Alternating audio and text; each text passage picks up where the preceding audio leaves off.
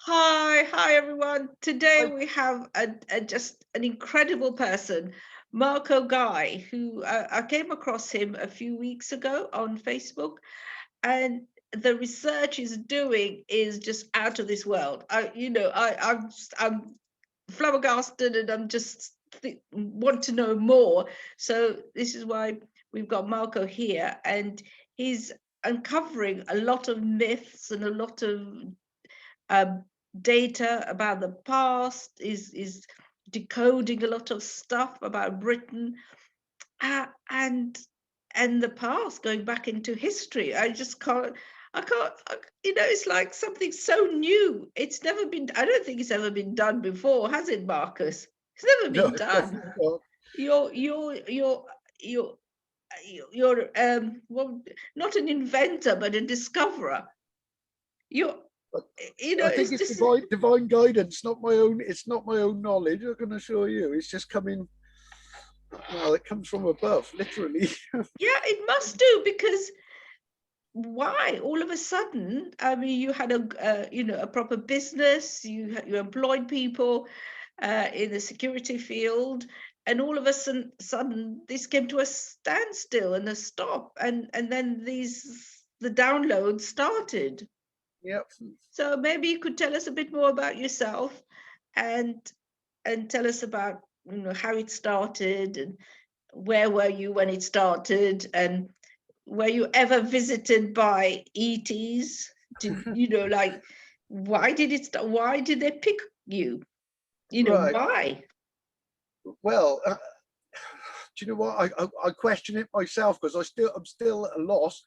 And if you knew me a year ago, when I say life was normal, up to COVID, I had a business.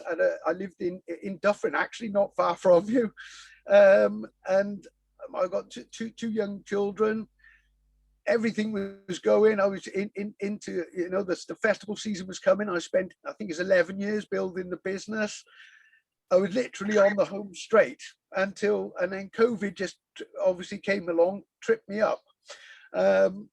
Everything we did was crowd control related. Festivals, we were doing football matches, rugby matches, you name it, nightclubs, and obviously everything come into a grinding halt. And in truth, to tell you what happened after that, it's difficult to say. It's more instinctive because it's still a blur in truth that how this all started, but I don't even, because I can't even recall how I even got it into my head that Britain, well, which is what this is all about, is Britain being the biblical Holy Land, or the Holy Land of the Old Testament, which I've been shown so much. Well, as you know, I've been shown so much that, well, either I've pulled off the greatest string of coincidences in history, and with no intelligence or knowledge of any of it. Which is the other part. A lot of people ask me, well, how long have you been researching it? The truth is, I've not researched any of it. I own one book and I've never read that, in truth. And as far as history goes, I had a basic knowledge of history like you do from school, and a bit of an interest in World War II, like most boys and lads have at some point. Um, but then my first flash of light, which is what that I remember, that sort of really brought it home, was listening. I started going into a shell really, and I'd have my headphones in, and I'd be listening to the Old Testament in on a voice, read out on a voice on a video. And I remember that he said about Moses, and Moses went to Sinai. Well, I didn't hear Sinai, I heard Sinai. And instantly, like a flash of light, it was like, it's a beacon. And why I thought, and then I realized Brecon Beacon. So Mount Sinai, and I don't even know what happened after that really. And this just led, it's almost been, I was saying to Dave earlier, it's a bit like a donkey and a carrot, because I've questioned my sanity over and over more than anyone ever could, I think. But every time I get to a point and I think, oh, I've even said it, Marco, you've got to stop doing this. It's all coincidence. It can't be right. Then bang, something, and it just comes instantly. For example, I woke up one morning, 6 o'clock. and instantly knew King David was, and the formula for how you get to his name, which is, and there was no forethought or anything. Just woke up 6 o'clock, and it ties in with everything else that I'd already decoded as well. I obviously prayed and I asked Yahweh. I asked him, who's King David? And it was like the biggest missing piece of the puzzle. And like I say, I didn't look for it, and I just instantly knew. That's the only way I can describe it. But I do, as crazy as this sounds, I don't get it all the time, because I've had it might be tinnitus and this and that, but I literally hear frequency in my head. Not constant, although it's most of the time, but I get strong. Sometimes it's ticking. I can hear it now, but it's not strong, particularly strong. But other times and then later on, it's like a Rubik's cube. It just sort of, I see whatever I need to see. A lot of things come up on my feed that trigger it, all meant or planned, obviously. But it's like I can only describe like a Rubik's cube. Click, click, click, click, click, and I look at a word and I see something completely.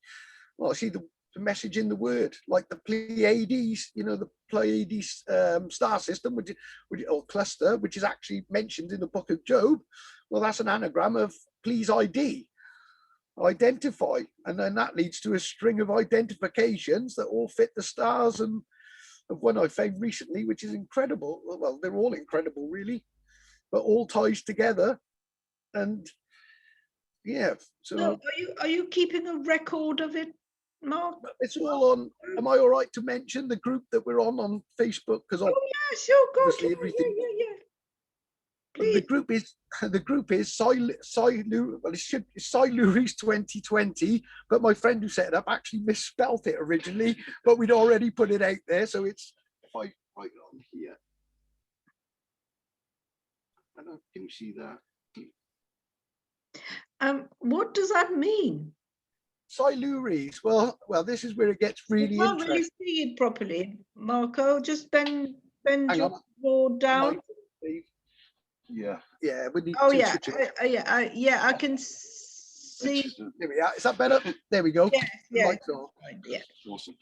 So well, you'll see the relevance of the Siluris now when I get the code, showing you the decode. Do you want me to start with the decodes? Yes, please. Yeah. Okay. Right. Well, the first monumental coincidence of what I you're moving it out. Yeah. The monumental coincidence.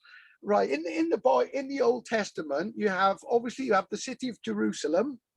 You have the tribe of the Israelites, which I put here. So we got one Jerusalem, two Israelites, and then obviously you have King David, who ruled over the Israelites in Jerusalem. Okay, so the first miracle is that if I can connect all three of those to one place with some sense, then that's a pretty good starter to identifying Britain as the biblical Holy Land. The ironic part, this all connects to exactly where I live, or where I've ended up after my awakening, and ended up living right opposite the walls. Right. So if I go, so the first one is Jerusalem. So which is in the news at the moment, isn't it? Jerusalem. Yeah, but unfortunately, it's not the real one. That's the problem. There's a big deception going on, unfortunately, and it's been going on since time immemorial. But they had to hide that knowledge. They've moved the Holy Land. Yeah. And everything that ties to it, and recreated one in the Middle East. And the truth, as you'll see, I'm about to reverse that and reveal it. So that's the first one we'll identify is Jerusalem in Wales. Okay, so the Roman where I actually live in a place called Caerwent. I don't know if you're familiar with it. Caerwent in Monmouthshire. Yeah. And I actually live directly opposite a great big Roman fort, or alleged Roman fort. Okay, the name of the Roman fort that the Romans created is Venta Silurum. I'll break these down. Actually, I'll do all three. So one on its own is not impressive, but as you'll see. So the tribe that actually lived in Venta Silurum were called the Silures. Okay, the ruler of the Silures' name was King Caradog. This is all you'll find. This is historical. History. No Yeah. straightforward. Okay, now this is where it gets interesting. Like I say, one would be a miracle. Well, one could be a coincidence. 2, 3, and there's a lot more than this. If we take the word Silurum, and what we're going to do, we're going to change just anagram it and take the letters round. So we have R, U, S, I, L, U, M. We've got the word Jerusalem. Now, if we were to add the Roman created prefix of JE, which it isn't JE, but I'll come to that. It's written in the stars too. Now we have Jerusalem. Okay, so maybe that could be coincidence on its own, but incredibly, the tribe that lived there, which is the Silures, when we do exactly the same thing with them, we get I, S, R, U, L, I, E, S. Israelites. Now, the only missing letter to make it with the Roman deception version, which is the Israelites, is in fact the Roman sign of the cross, which is a letter T. So if we drop the Roman line in there, Israel, we got the exact word Israelites. So we now have Jerusalem and the Israelites. Okay, the Bible is effectively it's coding stories. And that's why it doesn't make any sense on the whole. The Old Testament in particular, and we can ignore the New Testament, but I'll come to that, but it's all deception.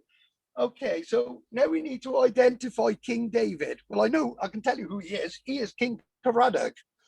Now, right. David is actually a code. A code. We got right. The root in the Bible, it breaks it. It talks about the root of David, the vine, and obviously King David. Well, all these are clues that you put together. So the first thing you've got to know is, what is the root of David? Well, the root of David, because going back then, and they were closer to Yahweh.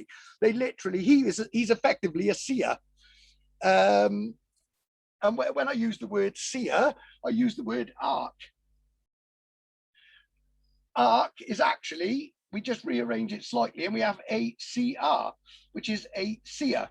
So he's a seer, basically. And ark indicates somebody that sees things that other people don't, effectively, which is pretty much what I've sort of been gifted with for some reason. But so the first thing is, he's close to the Father in heaven is no longer farther away. Because he's close to him, he's connected. It now becomes his da, which is a very Welsh way of saying dad.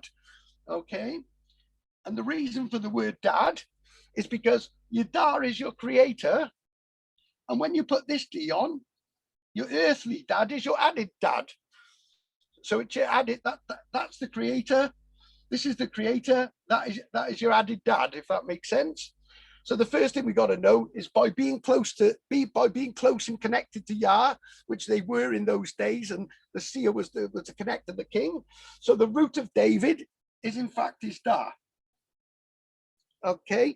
Now the vine of David are actually the tribes, which I'm not going to get time to do all these today, but I'll run through a few obvious ones. But I've decoded, well, it's 10 lost tribes, and they're all British, and I've got a map that actually backs that up, which came later. I'll show you that in a second, but it's blooming huge. That's the problem. So the vine is actually the tribes. So if we put that in small lettering. Now the only remaining letters from this the root and the vine ID. So we know this is a divine ID. So the code for David, so we have David. That's your David is a divine ID. So how does that relate to Caradoc? Well, Caradoc,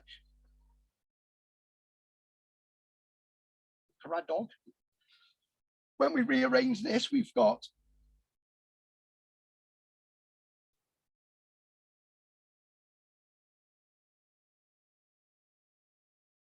an ark of God, which effectively an ark is a seer. So we know, well, if you don't get much more of a divine ID than being the ark of God. So therefore, and King Caradoc, incredibly, ruled in Jerusalem, that we've decoded. So there's your Jerusalem. He ruled the tribe of the Silures, which is exactly where I'm sat right now, in the land of the Silures. And obviously his name is the divine ID. So you've got the three of the main connecting Old Testament biblical, the biblical connectors for the city of David that he ruled from. So that, and Hebron, which David came down in the Bible, it says David came down from Hebron. He spent 7 years ruling there, and then came to Jerusalem and ruled for 33 years at Jerusalem, or Jerusalem it is. Obviously this all ties in with historically with what Caradoc did. He was known as the king of the Siluri. So that's the first one. If I can just clean my board off a second, move on to the next one. Mike's currently resting on the on the board rubber. Obviously, you can people can replay this, so they can obviously go over this themselves and check this all out. I've made a photograph of that first board as well, so then if you want a copy of that, then you can send it over. Right. Another interesting one. There are, of the decoded 10 tribes of Israel. I won't go through the entire decoding now, but I'll just show you a few interesting ones, being the Welsh ones. Well, I decoded all the tribes, and of all the tribes that there were, then I got to the 9th tribe, and the only tribe one of the only tribe that was missing was actually the tribe of Simeon in the Bible. But these are all codes. Well, this is where it gets incredible, because of all the Welsh tribes, there was 2 missing actually. One doesn't count because they were cut off, but I'll come back to that. But Simeon is the tribe, and how did this decode is absolutely incredible, because how I decoded this, being this is the tribe of the Siluri, the missing one, that was the only one missing. Well, how did I come to the conclusion? Well, this is actually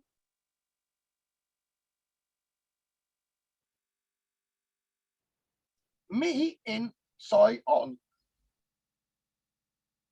And I am, in fact, living I live right by Jerusalem, in the tribe of the where the tribe of the Siluris lived. So the 9th tribe is decoded as me in Sion, and again it is the Siluris, or the biblical Israelites. Okay, so that's the 9th tribe. One of great interest is the tribe of Issachar. Oh gosh, yeah. Let me just bear with me a second. Let's take that one out. This one gets really interesting, and ironically, it's one of the most obvious ones. And right, so who is it? Oh, there's a H in there. No, there isn't. Is there a H in Issachar? Well, either way, I can do with or without the H, but no, there isn't. That's right, there isn't. I know, wait. Right. So we got the tribe of the lost tribe of Issachar. Okay, so who's Issachar? Well, the first thing you do, you've got R. So they are somebody. Then what we do, well, Isaac backwards in reverse is actually Cassie. And you'll find there is a lost British tribe with very little history relating to it. In fact, called the Cassie. Caesar records it. They say they think possibly they were from Kent. Well, I can assure you, I can show you exactly where they were from now, and it's quite incredible because the clue is in the word Issachar. The first thing to notice is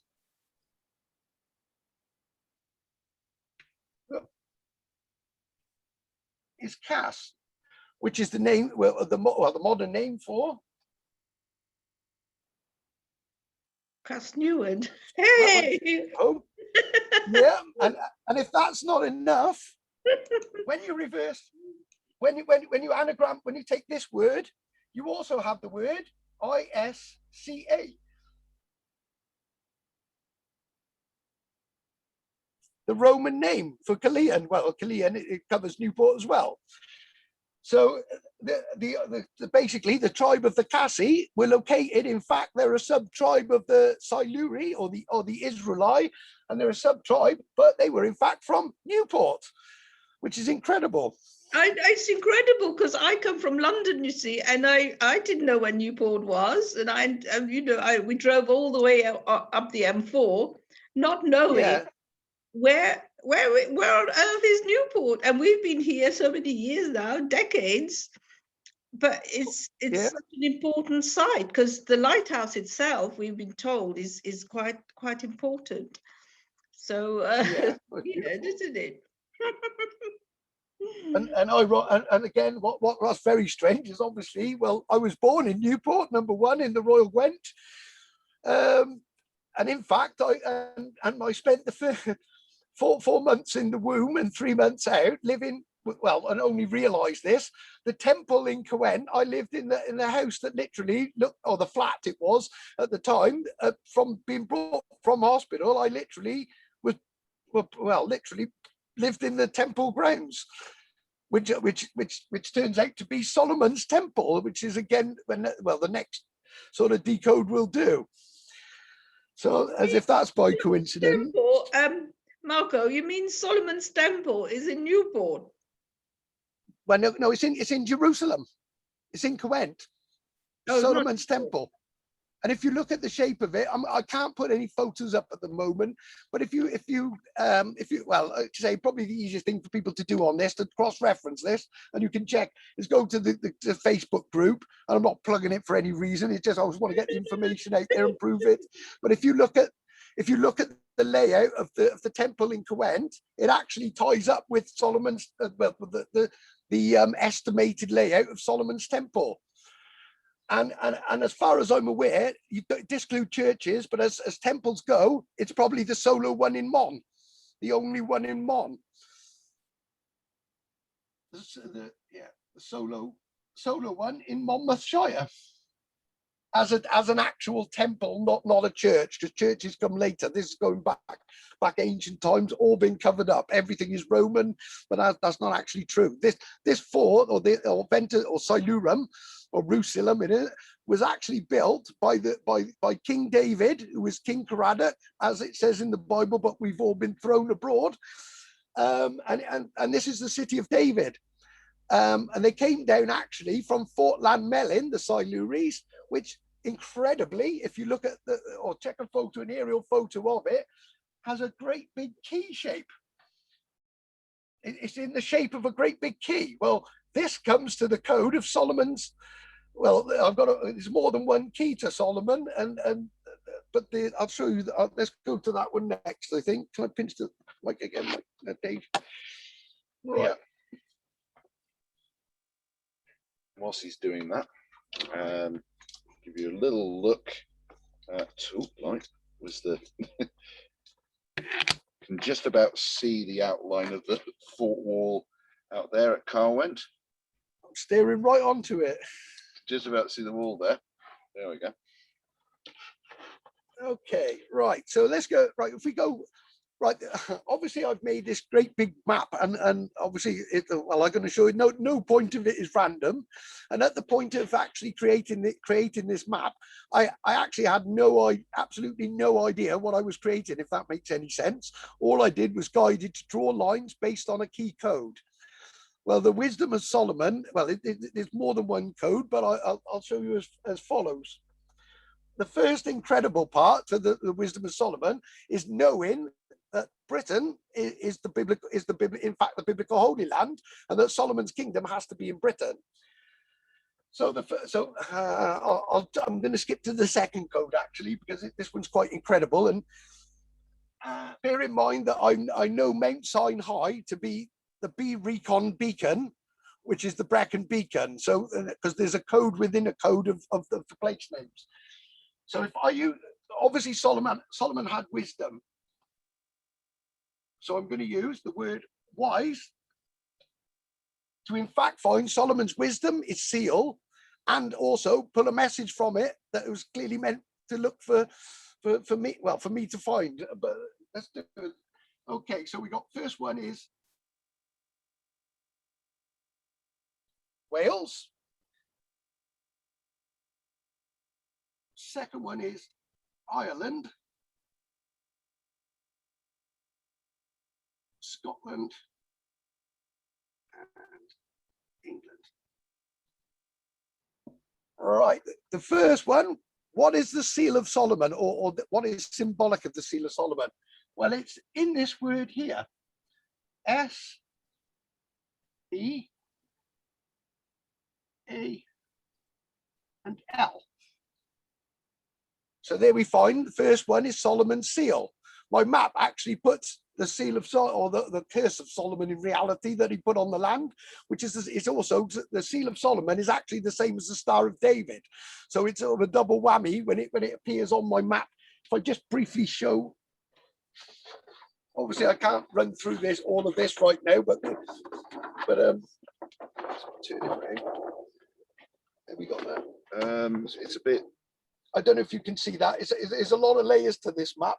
So Yeah. it actually, you can probably see the shark as well, which is Leviathan.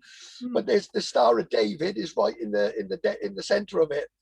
It also maps out the tribes of Israel as well, amazingly. But so let's go. So effectively, the seal of Solomon is the star, also the Star of David. It's the same thing. We can check that one. So this is where it gets incredible. So we've got the wisdom now. There's within this, we know what the seal of Solomon is, and these are the wise kingdom. It's Wales, Ireland, Scotland, and England in no specific order. But by putting it in the correct order of wise, you get a message which is quite incredible. And I will add that only the creator of all things could do this, because it's incredible. So if I bracket these letters, we now have the words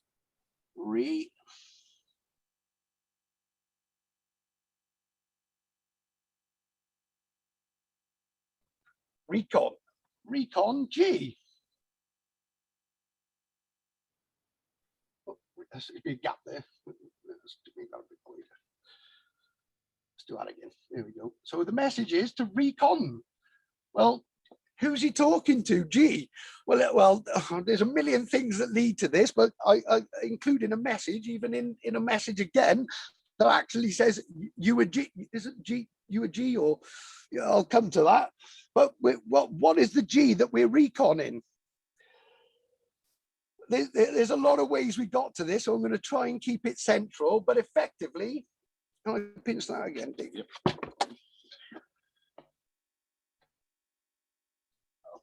Clear that off, but feel free to check that. The seal, the wise kingdom. And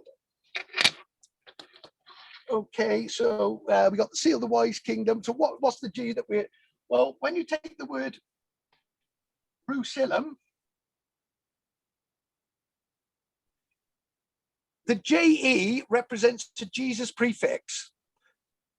Once you take that off and you put bear in mind that G is the 7th letter of the alphabet, so it's a holy letter. It's the holy letter. Obviously, we live right on the River Severn as well, and 7 is mentioned in the Bible, something in the excess of 700 times. So clearly, he's making a real point about the number 7, which is so significant, and also the letter G. Well, it's actually Jerusalem. Now we get an incredible, again, another incredible code from this, and I call it the Archangel code. So we know right, to cut it short, we've got G, Ru. Hang on, let's make a bit more room there, Dave. Sorry, I need a bit more space. So we take G, Ru, Sil. Okay, we know in fact that the tribe that lived in Jerusalem or Coent are actually called, well, they're the Silu. This is the shortened version.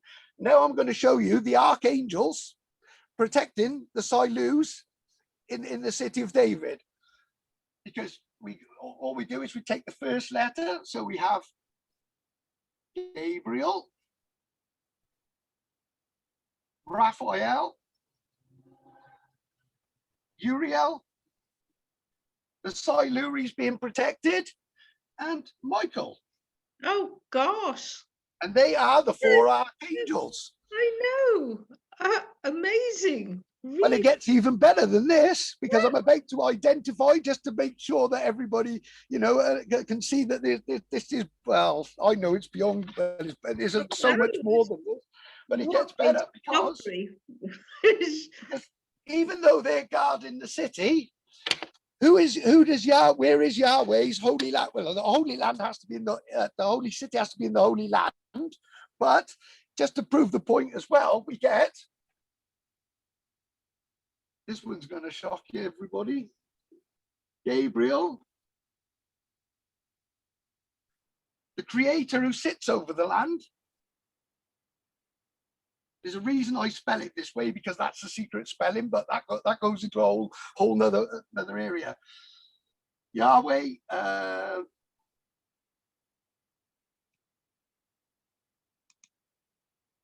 Michael.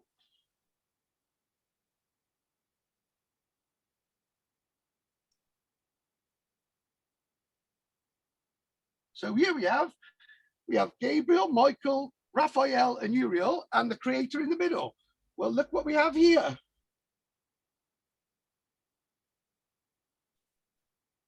The real name for Wales, because it's another, even though they put it as a C, the sign as you come into Wales actually says, welcome to Gymru, or Gymru, whichever way you do it.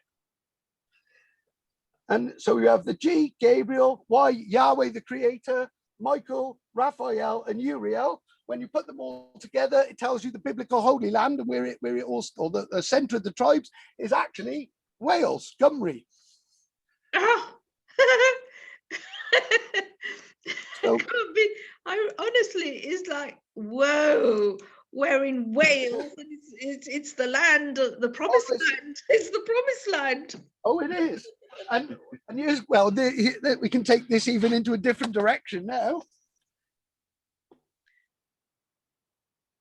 Okay, everything is coded. It's a written matrix. Yah says, in the beginning was the word, and he effectively is the word. They use the word God. His real name is Yahweh, and he's coming back. Well, he's already back, and he's obviously channeling me to send his message out, because I've not researched any of this, and this stuff without, well, I can't lie anyway, but it just comes to me, and I don't even know. Well, I know where it comes from, but it's not humanly explainable, if that makes sense. Did you where did you get your education then? Did you go to university? Did you study? Nope. Nope. I left school at 16. Started off life as a butcher, did some odd jobs, and ended up in security. So I've not got any education. I don't read any books. Yeah, you don't have the research ability, because you've never been trained, but yet you're coming up with these amazing truths. These it's not my knowledge. It's ancient wisdom. No, it's not your knowledge, is it? So it's coming from somewhere. So I know where it's come. It's divine information. It's all written in the Old Testament, and what Yah's done effectively. What really went on, and is our ancestors in the promise. Oh, let me do the promised land code first, because this one's really interesting.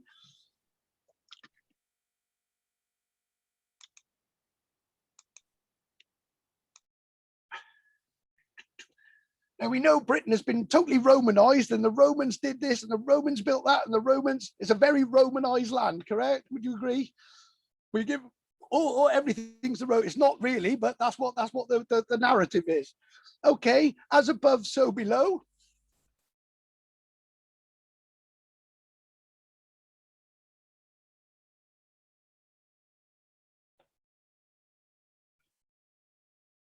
At this point, it's be Romaized land, which it is. Everything is Roman, so we're so the promised land, as above, so below. P drops down, becomes B, so the promised land is currently a Romaized land, exactly as it is. Covent was built by the Romans, allegedly. It wasn't. It was actually built by the Israelites and Caradoc, the King David. So there's another code within a code. Can I work that one, Dave? Yeah.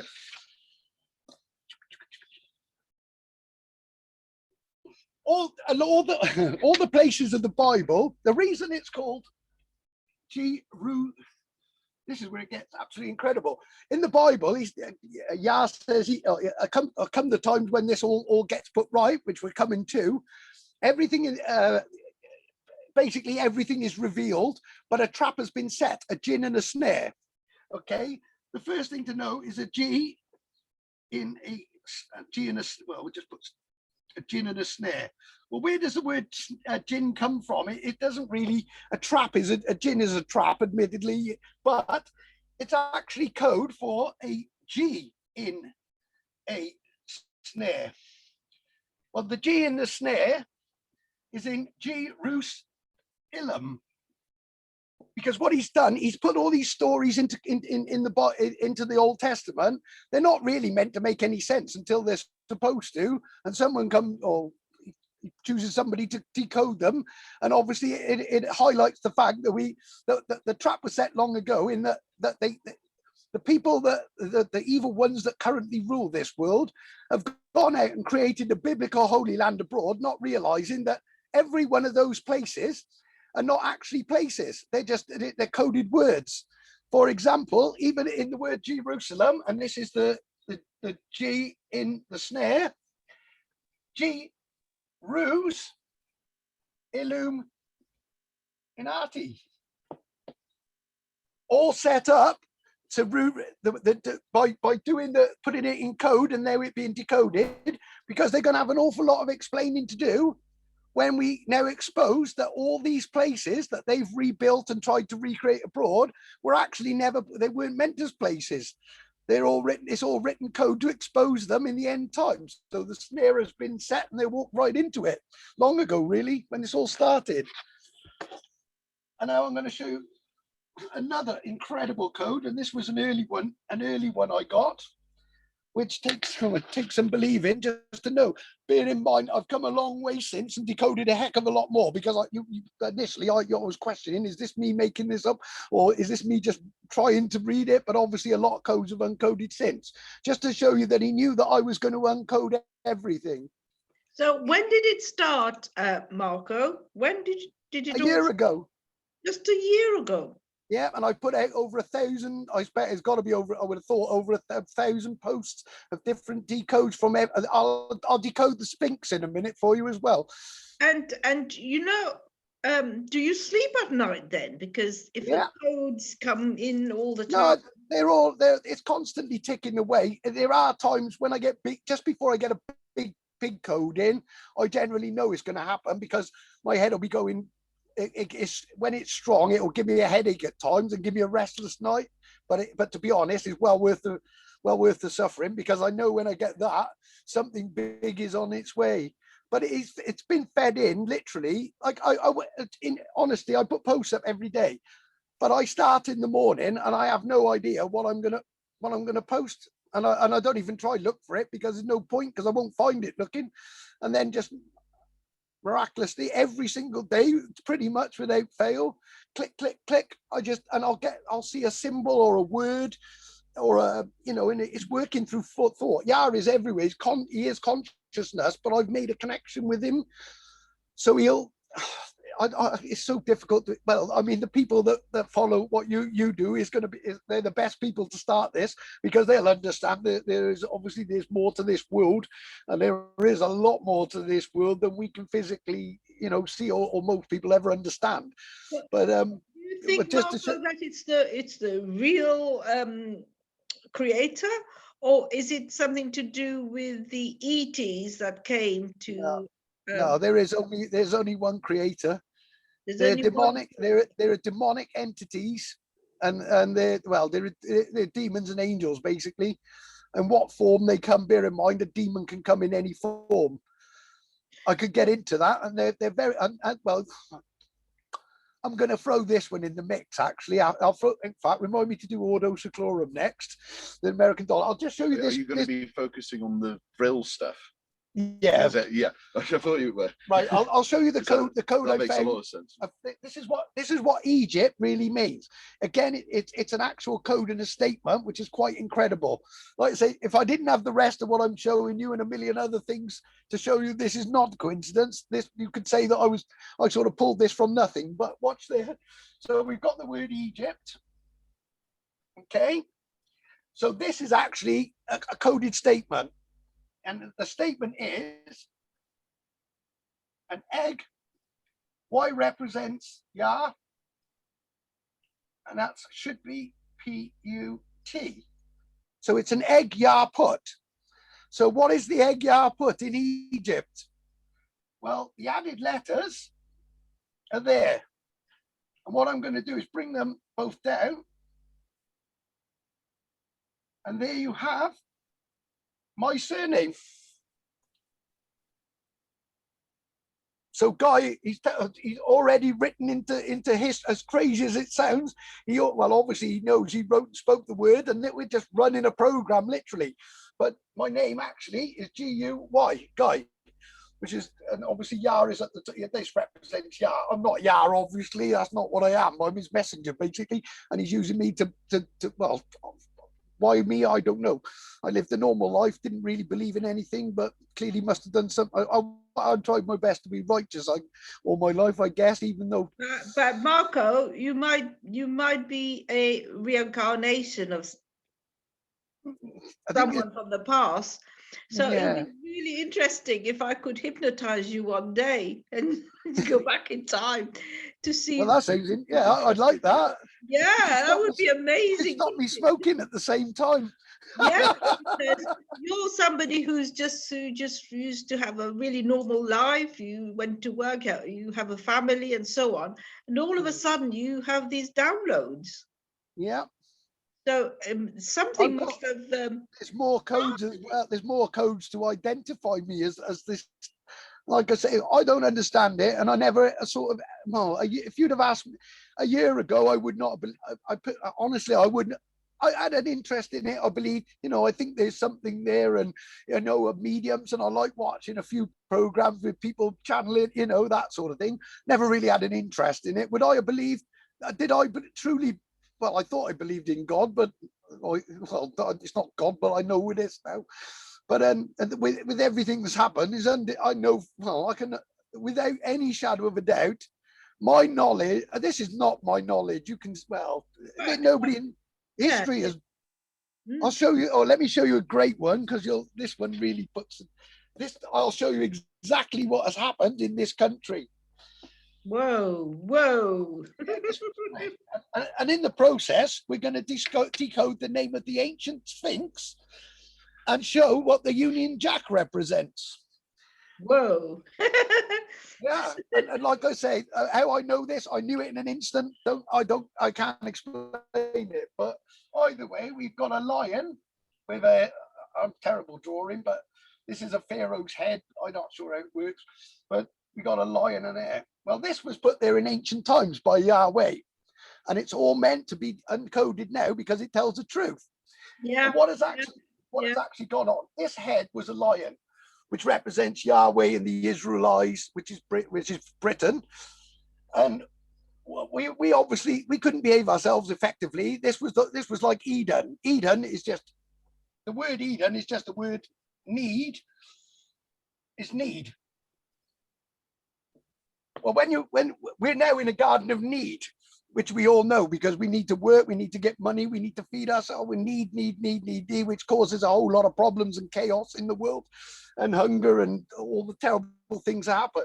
But because we chose to worship our own gods, our ancestors who had everything that they, you know, they wanted for nothing. But this is where people think Yah is vindictive. Well, no, you have to understand that when you've given everything to somebody, they lived in Eden on earth. Well, they insisted on taking everything from him, but going to make their own gods and worshiping, which is why in the end he said, well, he gave them enough warning, our ancestors, and he said enough's enough, and he took away the Garden of Eden and left them in a Garden of Need, which is this word is in the word. There's the N-E-E-D. So by throwing away the Garden of Eden, we throw ourselves into a Garden of Need. So that's where Eden comes in, and that's part of what it means. Okay, so going back to the Sphinx, what then took place? Well, the lion's body, the word Sphinx is made up of spin, and I'll take away the Pharaoh's what's it, and leaves the letters H and X. So we have a spin and a hex. You can't say hex. You don't need the E. If you say HX, you automatically say hex. Well, a hex is a spell. So what he's telling me is there's to spin the spell, but not just the spell, it's the spelling. Okay, so what does that mean? Because this identifies and then links it up. So we got that bit. Make a bit of room. So what are we identifying and spinning the spell on? This is remarkable, really. The first thing you got to know, we know that when you hoist, it's a very similar word, but when we hoist a flag, it sits high. Now the British flag happens to be the jack. So we have a high jack. That's the first part. Well, what got hijacked and what has the Sphinx got to do with this? Because when you take the word union, this is where the Yah's amazing clue comes in. What we in fact do is we spin the N, which makes it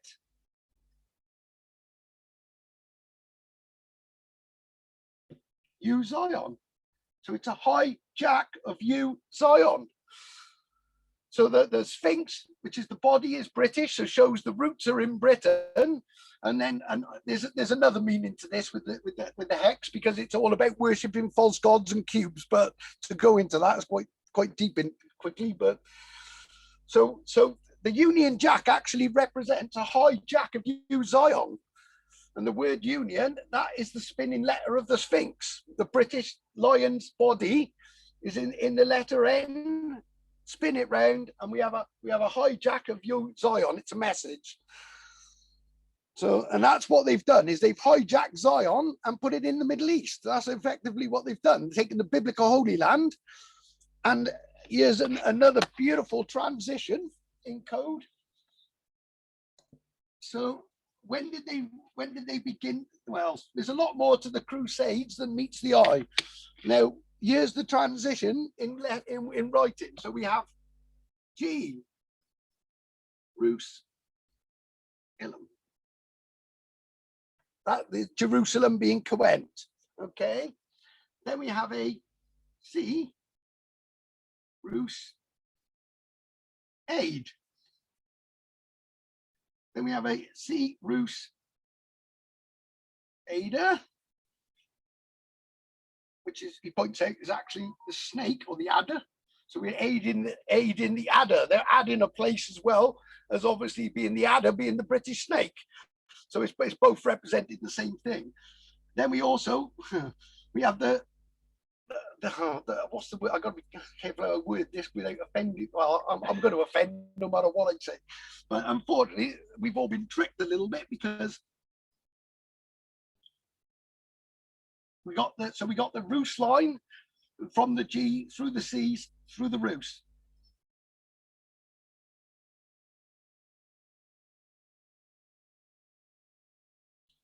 So we've got the the C Rus I fix on. Okay. If we want to get, oh well, this is where he shows he's very modern as well, yeah, because we've got C Rus.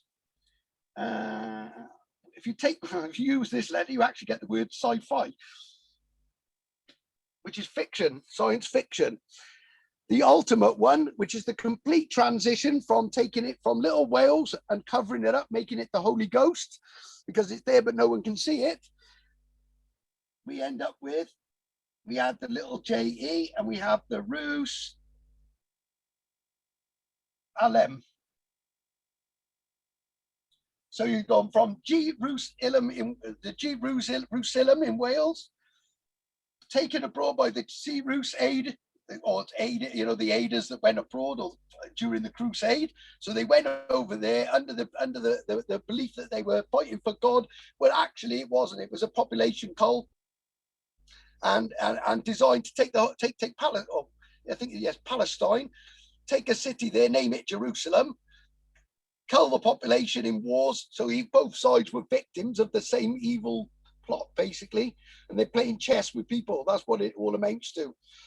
And if you look at it from chess, the pawn, the two players that are playing each other, they're not really at war. But the kings and the queens, but the pawns are fighting to protect the kings, the queens, the bishops, or the church. They're the Canaanites. That's why the Canaan has got the K in it. They're called knights for a reason. Because when you add the Na, they're the knights of Canaan, the Canaanites. That's why the holy knights were called, got a silent K on it, because they're from the land of Canaan, which is biblical Britain, basically. And just to prove that one, oh man, I could go on all day with this, you know that. Yeah, gosh, but it's so interesting, my gosh. Well, I'll show you the next code now, which kicked off the map. I won't go into complete detail how I got there, but you'll see how this works. Now, if this code is wrong, that complete map that I made, which literally feeds off the base code, but the key is actually amazing. It's still the keys to Solomon's kingdom, but it uses the biblical Holy Land. So we got, I'm awful at drawing this, but we got Wales, Cornwall, effectively, whatever. That's roughly how it looks. Well, the Solomon's kingdom, the first place you got it. Well, I'll show you the initial code actually. So we know Cornwall is Egypt. We know England is Canaan. And I got to put him on. It's not a very good drawing, but you've got the holy head of Yahweh on holy head, or a representation of the holy head. And you'll notice that it has the lighthouse stack. Well, if you look at an Egyptian headdress, it's an exact mockery of that with the snake, serpent snake. So the creators of the original Ra, who mimic Yah, they came from Cornwall. Well, how do I know this? So this represents Yahweh. Well, when I realized, and this is where the map came in, this is the key to Solomon's kingdom again, or the key to it all. You have the word K, E, Y. K-E-Y, key. So that this is the base of the map. Right, when doing it, I knew where the holy head was. That one was straightforward. I was obviously there. I knew where. Well, Exeter being Egypt for the Exodus, that one made complete sense, and that one obviously I dropped that one in. The difficult one was Canaan, because Canaan is it's a large place. So I obviously asked where do I put it? And into my head came the swine king. Don't eat pork. Well, the swine king is this, and in ancient times they weren't kings, because K is Canaan. So king is the new word of the dragon and the following British kings. They were actually known in those days as dons.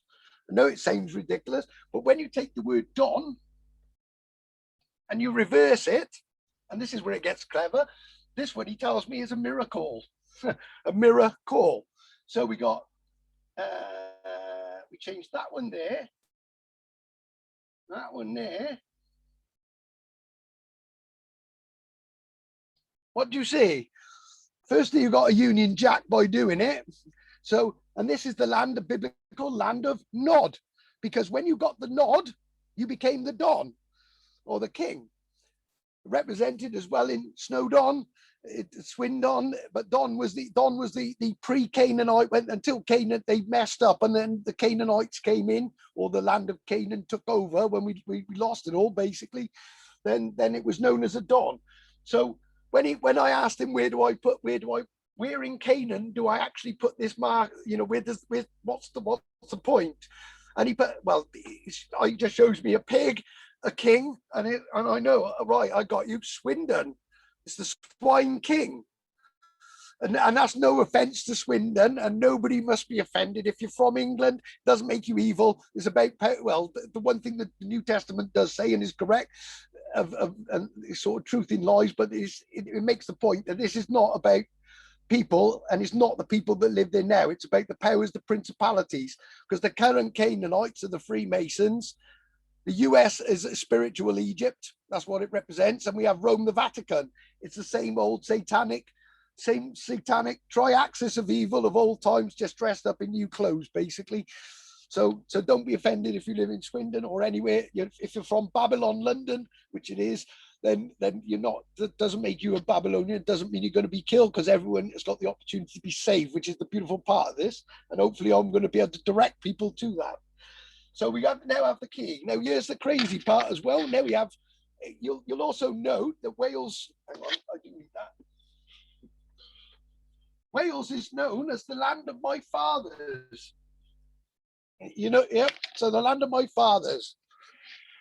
Well, in the Hebrew language, and I say Hebrew because it is actually a deception to throw it abroad, along with hieroglyphs, and there's a few others, Phoenician. I'll go into it because that's going to upset a lot of people as well, but truth is true. So the original language of the angles, or the angels, whichever way you want to look at it, is the language of angles of looking at the word. So we've got, where are we gone? Oh, right.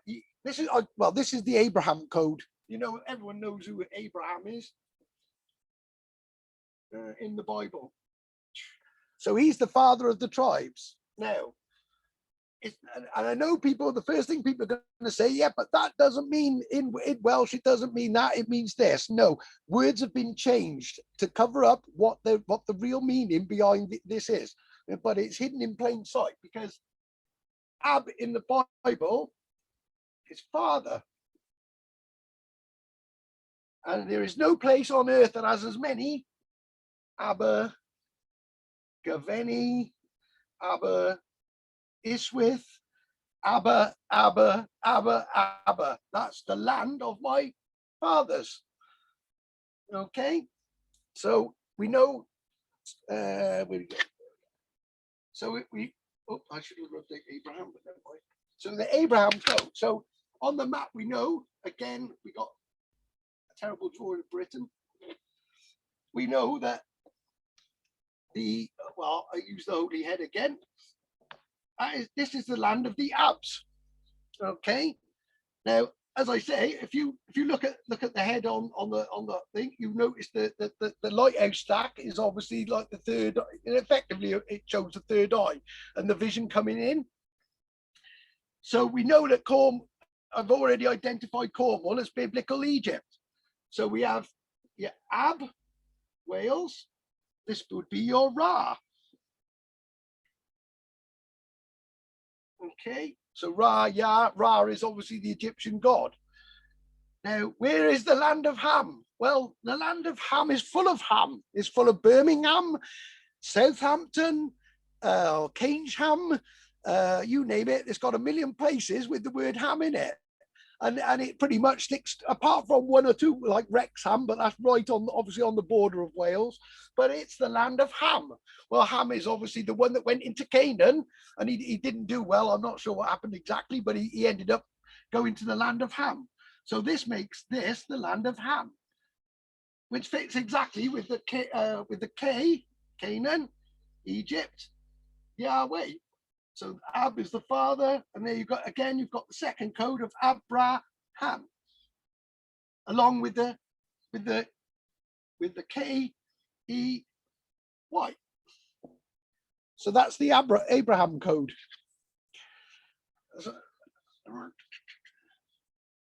Right.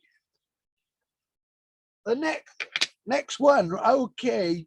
Are we all right for time? Keep going. We've lost sound. Yeah, I'm fine. Yes. Okay, let's have a quick copy. 2 seconds. Yeah, I know. I was gonna have. Yeah, but it's so interesting. You know, like there's so many questions to ask. Is that Britain was so important? I mean, they always say that Britain is the heart of the chakra system, isn't it? That you know, it was so important in the past. But then, who are these people? The fallen angels who changed everything. You know, it's like that goes into another.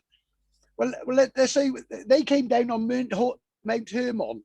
You have the fallen angels. So the fallen angels came down. All right, okay, let's do. I'll give you a little taster on this one. All right, where is Mount Hermon? Well, Mount Hermon is Mount Sion.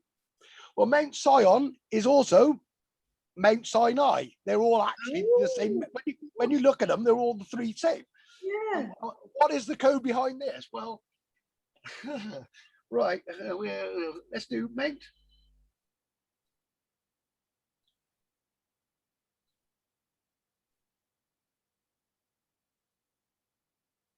Which you'll find there is a sign on the Brecon beacons of a beacon.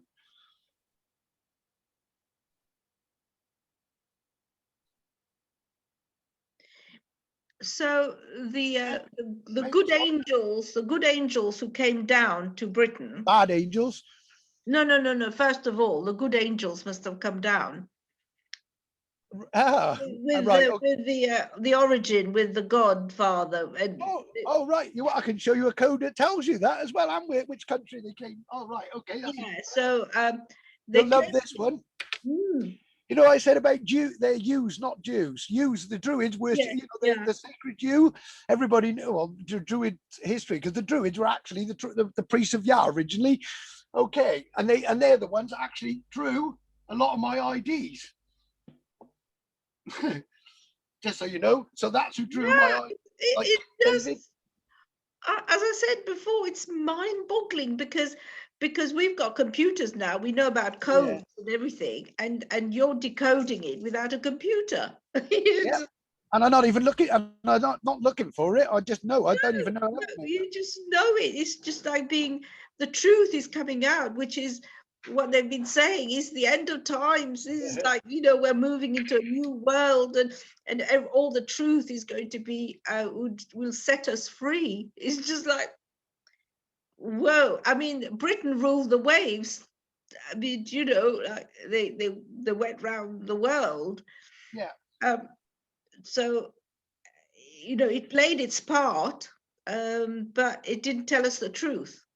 Oh no, it's all been covered up, and they've made an awful lot of money by creating their own little Zion and biblical Holy Land, and totally stole our heritage. Basically, where Britain is the great, the UK is the Holy Land. It's the greatest nation. It's the center of everything.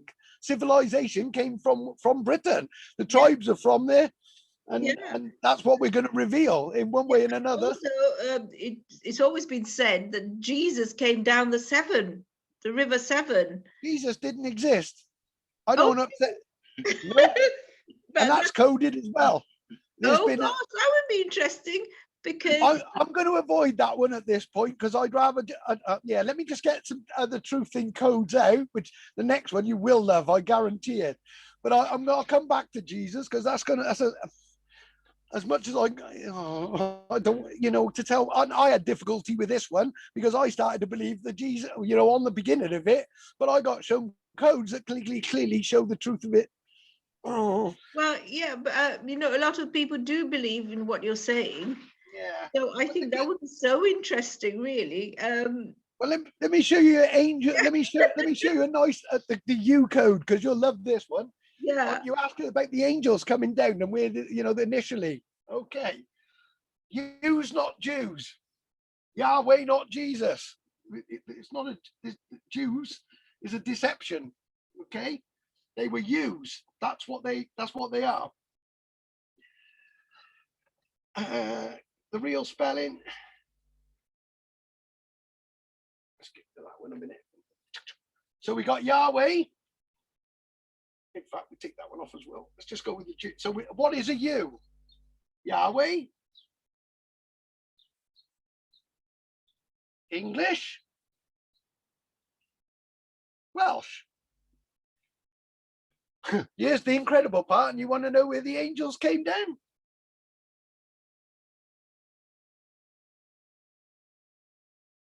They came down the stairs from heaven, angels, in the stairwell. Angels. Written in the code of the U's. So there's your answer, and that's where, well, effectively, the U's are actually followers of, and there's a secret spelling of the name of Yahweh, and the Jews know there is a secret spelling, and only one will know it. Well, I know what it is. How I know? Well, I know how I got it, but I don't know why I got it and why it was me. But the secret spelling is because a U, when you reverse the word U, it is actually way. And the river and the tree of life is the yew tree. Yeah. Well, here's the brilliant part. Yew is actually, sound familiar? Why? The Wye Valley. The river Wye. So the river and the tree of life is represented by the river Wye. I know. I went there the other day, and it was quite magical down the river. It was Beautiful. It was. It is such a beautiful spot. I can see that now. It had a sort of air of mystery about it. Yeah. Oh no, it's mysterious. But well, honestly, I can't. The biblical Holy Land is the UK, and we live in the Promised Land. Yeah. We're already here. So, with the angels, were they both good angels and bad angels that came down? But see, it's a difficult one, the Garden of Eden, because obviously they sinned and they've come down and all went wrong. But obviously I know that there was a reseeding, a regenesis, which is actually the third tribe of Zebulon, Zebulon. So the third tribe is a tribe of the regenesis, which is a British tribe, which is actually pinpointed on the map at Bognor Regis, exactly where they were, the British tribe. So the regenesis happened, and obviously they come off the ark. They come off the ark in Great Britain. In fact, Ararat represents King Brycenog or something. His name is of King of Brecon, basically, because he was a bad recon. That's what it amounts to, and he was Ararat. That's why it's called Mount Ararat, or that's the decode for it. But things went wrong, and we went off. I don't know, one of the brothers or two of the brothers went off, and it's all sort of started again, hasn't it, and gone wrong, and we've sort of like ended up today. But Yah's turned his back, drawn a line under his rule, which is the land of the Siluris, because the Siluris are the Israelis or Israelites. Well, if they're Israelites, they live in the land of Israel. So whose rule? Well, the land of the rule was actually his is Israel, or is King David, which is the divine ID that represents his rule, or his Israel. And if you notice, it's the H of the seventh bridge as well, which is amazing. But that's another decode again. But the land of his rule, that's where and that's what the tribes had, lived in peace. All went wrong. Oh gosh! So Britain should take its place back in the world, and it's going to be back. Yahweh's coming back. If you take, well, here's a nice little decode to show you that he's on his way. I'll show you now. Oh, wow. I can't believe this. Well, Yeah, well, as I say, an ark is a seer who sees things and can decode. That's what it really means, not walking on water and all the rest of it. Caradoc was a seer. He had divine knowledge, he knew things, and he kept the peace in the land. Hence why there's no history of war in Britain pre-Roman. No, because King David kept peace in the land, and that's why there was no war.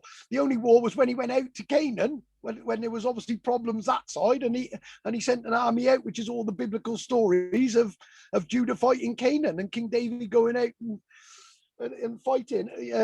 But ultimately it was a peaceful land, and he ruled it, King Caradoc, and this is where it was ruled from, Jerusalem, right by there, which is also in the star system. This is a good one. I've discovered this this one was quite new, but right. The United Nations, have you seen the great mural? The mural on the wall? no. Oh, you've got to look at it. It's brilliant. But I thought it as well, but I obviously got turned a different direction and realized what it is. Well, there's a great big memorial on the United Nations wall, and it's supposed to be representing, clearly they know what's coming, and they're expecting this to all come and get exposed, and they try to avoid it. I would suggest that's all to do with COVID-19, but I won't go into that because I want to stay out of the politics at this point. But you'll find there's a great big white bird with long legs at the centerpiece of this great big mural on the wall of the United Nations. Well, this is what it represents. In fact, let me just pull it so I get the drawing of the actual symbols correct.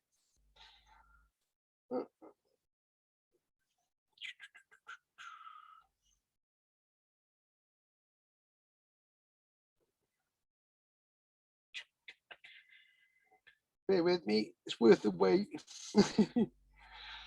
Right, yeah, G-Roos.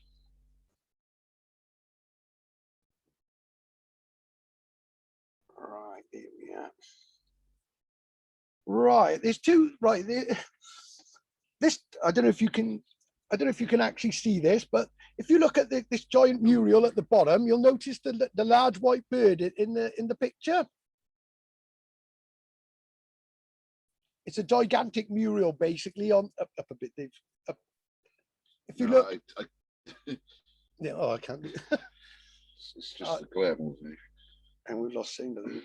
No, we haven't. Oh, right, okay. I don't know. Right, I'll run to what it means anyway. But this giant bird, I thought, was actually a phoenix, and that's what everybody else thinks. Everybody who's a supposed conspiracy theorist believes it to be a phoenix. Well, it does connect to the phoenix, but it is in fact a crane, a white crane, which looks like that. That's the bird that sat on there. So what is the connection, and where does this all come in? Well, this comes in because there are the two stars that, if you look, one is called the Phoenix constellation and the other is called G-Rus. Well, G-Rus obviously is the beginning of Jerusalem, as we have here. So how does this connect? Well, if you look at the symbology, you see the Phoenix symbol with the hook.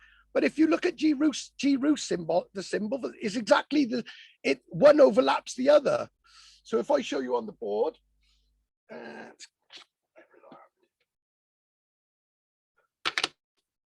so we got the symbol for the Phoenix constellation. Oh, I can see it now. I can see the bird. Yes. Yeah, you got it. Yeah. Well, that just to show you, as you can see, that's what that is. It's a white crane. Okay.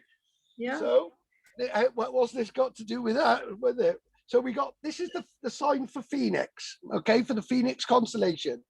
Well, G-Rus has got this sign.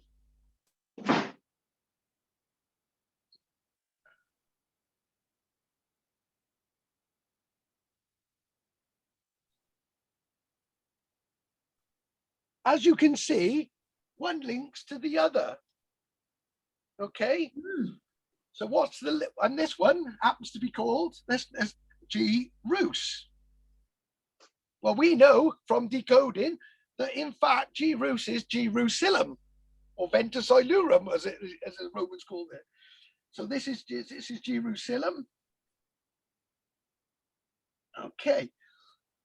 The phoenix. So what it is, the phoenix there hooks up because the Jerusalem star system is also known incredibly as the crane. Okay. This is where it gets interesting. So we've got a crane. Well, as you can see, this is the hook coming down and it's hooked on to lift up. So you've got a crane being the symbol for Jerus, but the crane is actually lifting up Jerusalem from the ground. So this is the crane representation on the United Nations mural. What has the phoenix got to do with it? Well, when you take the word phoenix,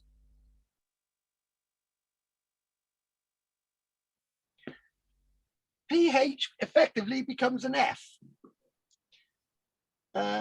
So we've accounted for those, and we got OENIX.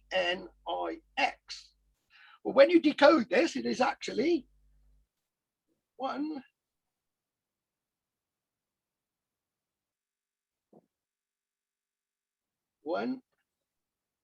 fix. So you got one fix, the crane to Jerusalem, or to Jerus, which is Jerusalem, which is effectively pulling it up out of the ground, which is why you see the crane on the United Nations mural. And this is the symbol, that's Phoenix. So the Phoenix connect, which is built into the crane symbol, and the crane symbol represents the star constellation Jerus. So the Phoenix and the crane, the Phoenix, crane, and Jerus all connect together. Does that make sense? It's so complex, isn't it? Gosh, so it's, what is it saying though? What is it? Well, Jerusalem is being, the real Jerusalem, they know as being well, a phoenix is coming out of the ashes, which, and to be fair, I pretty much lost everything. So I think I'm representative of the phoenix, and he's the one that fixes the crane onto Jerusalem and symbolically pulls it up and raises it out of the ground. So it's not only the phoenix coming out of the ashes, it's also the true city of David, and Jerusalem, the real one, which is it's in Wales, in the UK, and I'm sat opposite it now looking at it. But the United Nations, some people must know about all this. They know. They're all ready to see. There's something sinister is afoot. However, I can tell you that there's the plan that they've got of their Great Reset, which doesn't include, well, it's not good for the rest of us, isn't going to happen. It's going to look like it's going to happen, but there is going to be a Great Reset, and it isn't going to be this. It's going to be Yahweh the Creators. I know it. I've seen it. I'm not going to go into what is happening completely, because I'd rather put things that are solid out there. But if you want, obviously the people on this group are more aware. Well, they obviously are aware, more spiritual, and things that go on that are not of this earth. Well, I can tell you now that there is a great plan already in action, and I can see it taking place all over. It really is gonna, and we're not far from the Garden of Eden. Let's put it that way. And it's not a case of him coming in to destroy. He's not going to destroy. There's going to be one particular sign that everyone's going to know, and when you see the sign, and this won't make any sense now, but everyone will see it. When you see that sign, head towards it. So, what is this sign, Marco? It'll just be visible in the sky. Oh, just like the Bible says. Oh yes. But it's not danger for the good, for all the people, the good people. That is, well, effectively the safe zone is Sion. I can guarantee, and it really is. I know where it is. Well, it ends up. This is in the centre of it where I live. You mean? And just to show you, Wales. Yeah, in Wales. But what you're saying at the moment. You're saying that Wales is so important. Would it mean that lots of people will come over to Wales? Yeah, but it don't work. Those, everybody is meant to end up here. That's it. Other than evil ones, but they're going to do a bolt for tunnels. I assure you that. But they're walking in straight into a gin and a snare. I'm not going to go into that because I don't. No. Well, obviously we don't want to give the. I know what's. Well, trust me. When you see the signal, when you see the beacon as such, you'll know where to head to. But just to show you that there is one, and it's coded into the river that you live on, or just about. I spotted this one the other day. Just to tell you where. People have always said the lighthouse is on Crossing Lays. Oh, you've got an no important idea. part of it, and that's why we've tried to move several times, and we just couldn't. And it's just that people, when we first moved here, people told us it is an important part of whatever. Well, I show you how important the River Severn is. You'll be amazed at this. Yeah, please.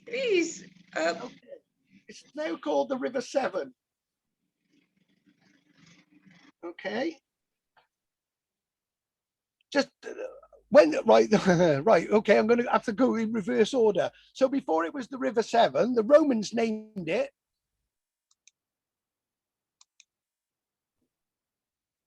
Sabrina. I don't know if you know that. I didn't know that. Yeah, the Roman name for the River. Well, Roman. There's a lot more to the Romans. They're actually based. The root of Rome is in Britain. It's called the Atrebate tribe, but that's another long story. That one. So we've got the Sabrina River. What do you notice about this? Well, firstly, 7 is the 7th, represents the 7th day or the Sabbath. You've got the word Sab. Yeah. And this was originally the river Sabbath. Now, encoded in that word actually tells you this will show you that they actually, where we, what's the word? They polluted the Sabbath, if you want to call it, and cut the Sabbath and stopped obeying it. Well, when the Romans came, what they did was they cut the Sabbath and only left, and they called it Sabrina, but what they did, they basically tore it in two. Well, it's coded in there because what they did is took the Sab, or left the Sab in the river, the Sabrina, and they created their own Sabbath and Sabbath water, if you like, in a place called where the Roman baths are. So by cutting the Sabbath, that's what it represents. The Sabbath is also the river Sabrina, or the Romans named it. They cut the Sabbath, they polluted the Sabbath, cut it, made their own baths in Bath, where there are Roman baths, and that's how it got the word Sabbath.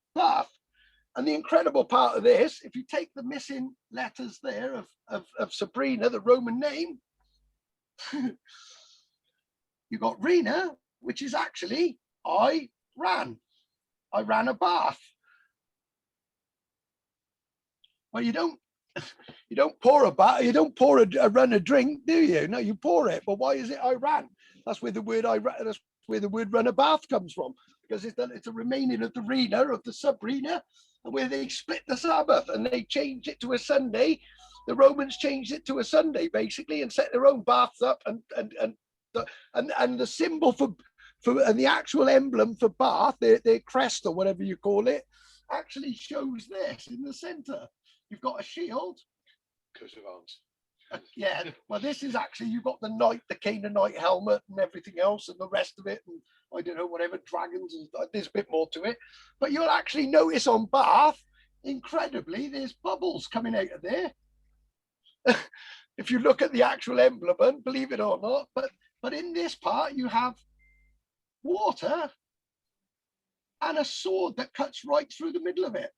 That is actually the current emblem for Baal, because that signifies cutting the river Sabbath.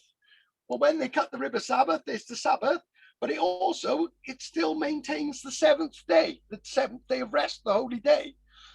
And if you want to know the code of what does that also tell us as well about where we got to go to in times of trouble and where the tribes went to, because 7 is also the word seen V, or rendezvous. So that the word 7 is SEENRV. So seen the rendezvous point. That's what I say. When you see the sign, you know where Sion is. But even the River Severn has got it written into it, saying, and an incredible one again. So not only, right, we know they changed this name to Sabrina and it's now called the River Severn, but it was originally called the Sabbath. How do I know this? Because this is incredible. Only Yah could do this. There's no human being that could do this. It's insane. Right, we've got the Severn estuary. And Yah wants you to know that it's not the Severn really, and it's never really been called the Severn. That's what humans have called it, and it's not called the Sabrina. And how do I know this? Because Severn estuary is an exact anagram of this.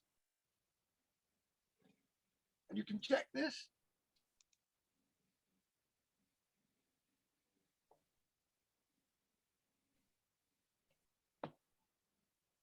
Say never true. If you check the letter in, you can cross them off one by one, draw them down, rearrange it, and that's Yah's message. Say never true. It never was the Severn. It never was Sabrina. It was the River Sabbath that the Romans split. They left the Sab, or called it Sabrina, changed the end of it, put the Bath in Bath, and that's your biblical code as well for it all.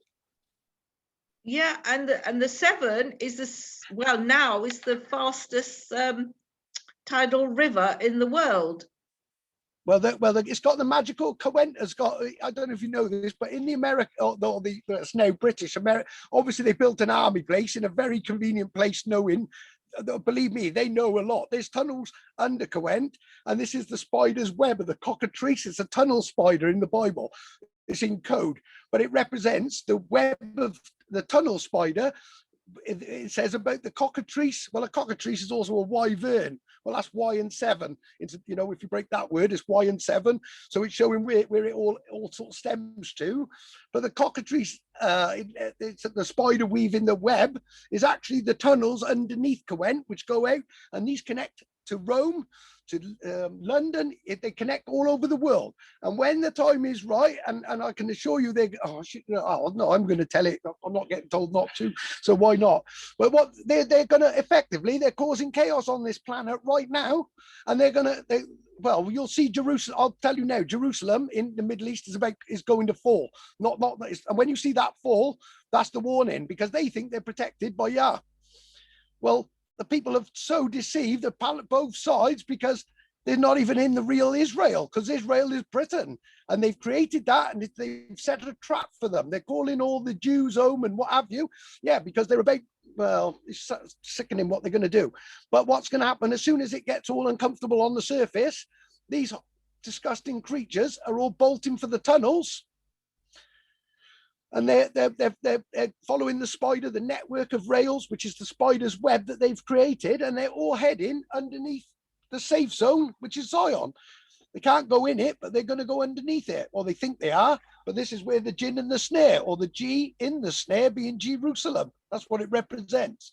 And because they've seen the RV is a military term as well. So it's not only telling us that this is the safe area for the people, and when you see the sign, you'll all know where to come. That's the message. So it's good news, even if it looks bad. Yeah, no, I know. It seems far-fetched at the moment, but I can assure you it's coming. But what they're doing as well, it's using the scene RV, because RV being a military term is telling me that they're actually going to do the same.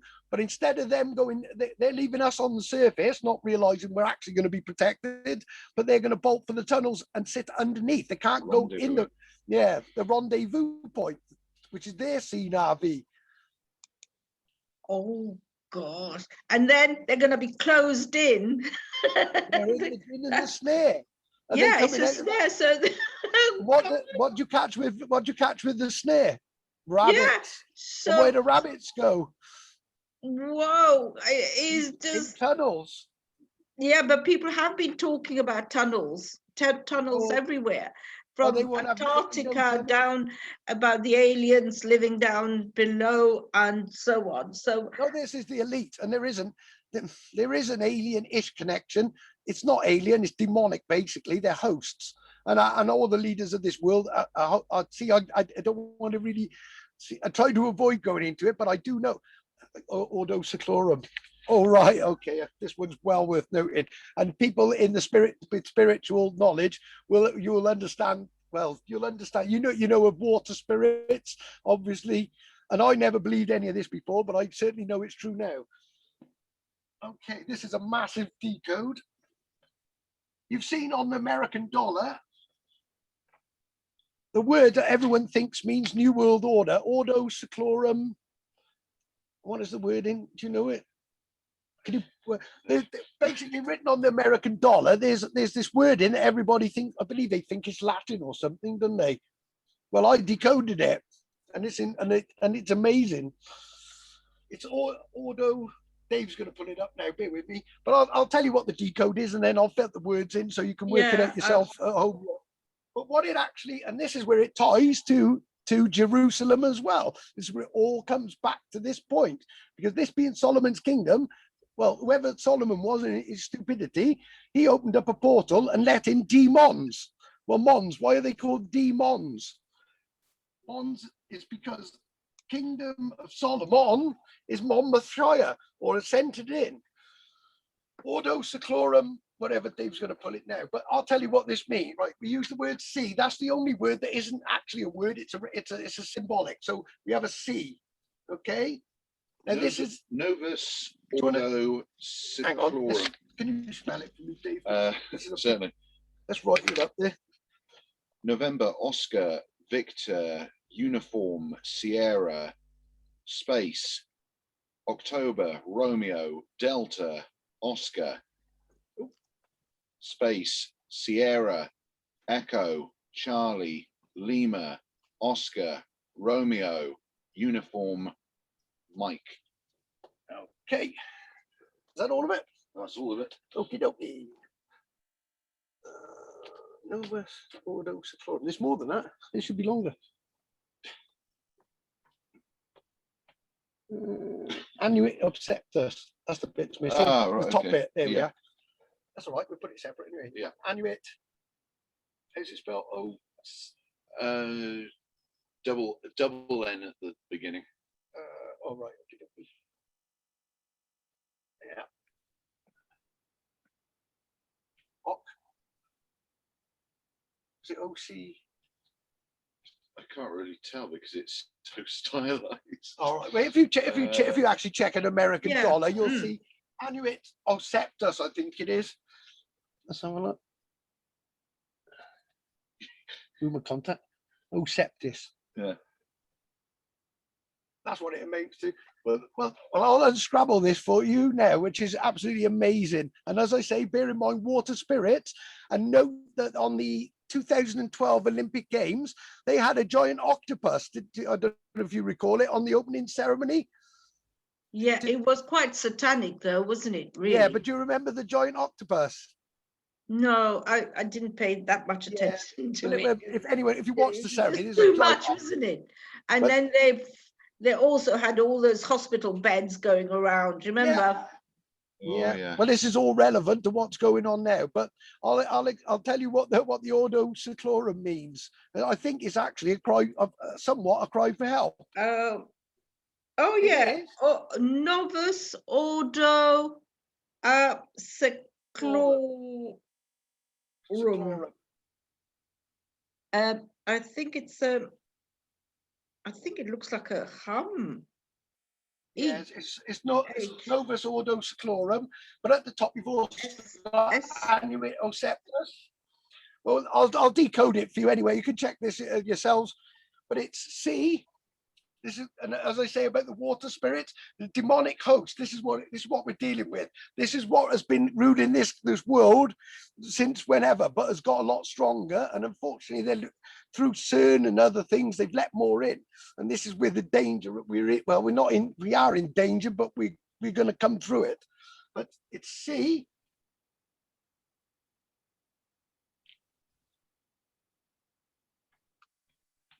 ones indoor.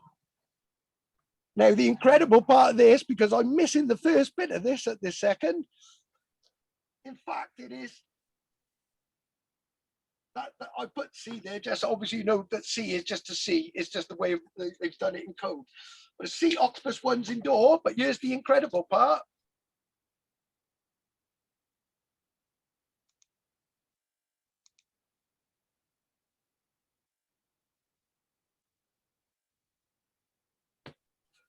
Ventus Ilurum, where that's the name for Coent. That's where we are with Jerusalem. So it's showing that, and this is the place with Solomon's kingdom. I don't know how it happened or what happened, but they clearly let in these, and they say octopus ones. I've actually seen one, if I'm honest. Well, I have, but I'm not going to go into it. But I can tell you, it's the closest thing. I wouldn't call it, well, octopus-like is definitely. I had I saw it with my own eyes. About 20 seconds, the veil dropped. This was about 2 years ago.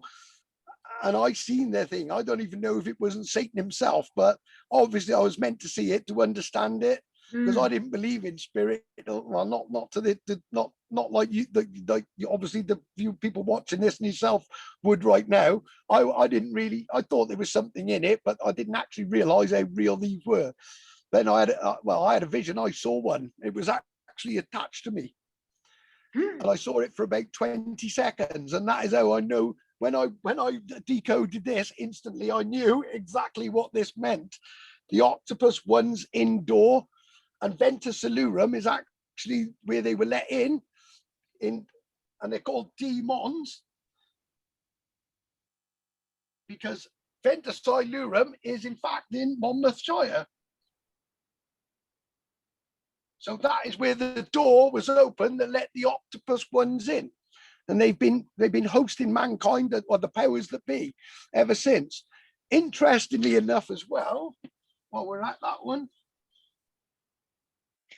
So, Marco, do you know how could we protect ourselves, because we're allowing truth to come out now, and for you need yourself, to turn to the Creator. The one fix at Jerusalem is to turn to the Creator, call him by name. His name's Yahweh.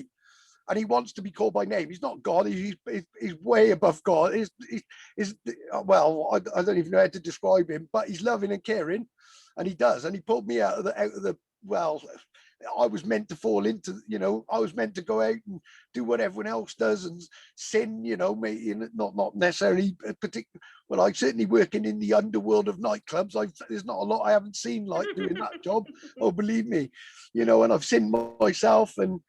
There's no question, but I know that I was going to the pit, as it's called, not to hell. It's called the pit in the Old Testament, and I was heading to the pit, and he called me really as well. I called him, but he called me, and called me, and I've had to go through a lot to get here. Lost everything as well. I'm living in a caravan at this point from having a business. And you know what? It was worth every bit of it. Well, I still see my children, fortunately, I haven't been punished with that.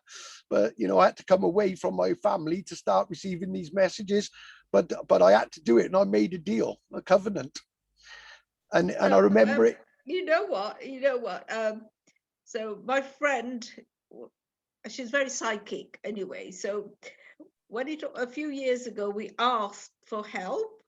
We said, where is the person we call Jesus? And I know you said Jesus didn't exist, but we just asked, it's just a name that we say, where is Jesus? And my friend said, Jesus is in here, in Newport, she said. I just couldn't believe it. She said, this person is in Newport. I want to speak. Can you put me in contact with this person? There's a reason I'm asking. That's incredible. Yeah, she's my friend.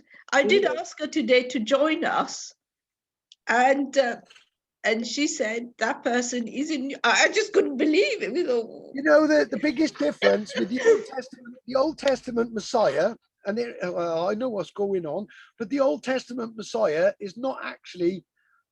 He only comes once. and he comes at the time of the end, and he puts it right once and for all. Jesus was created to be able to create the new Israel, or plan goes back a long way. He was created, and it's okay. I'm going to put this code up. And like I say, I'm sorry if this offends anyone, but truth is truth. You see, my friend, I'm getting prompted to do this as well. Yeah, my friend has been in touch with this person, what we call Jesus, but it may, we don't know. But we were all surprised. We were like, come, please, come, Jesus, come. Yeah, I will put you in touch with her. Okay, that'd be interesting. But I'll show you where I know this is the code that I've been given, or what does the word Christ or Jesus and Christ, well, it's written in the wording. Okay. Right. The first thing you do is you have to change the J, because J is Jesus. What we do is replace that by the creator's initial, which is a Y. So what we have is,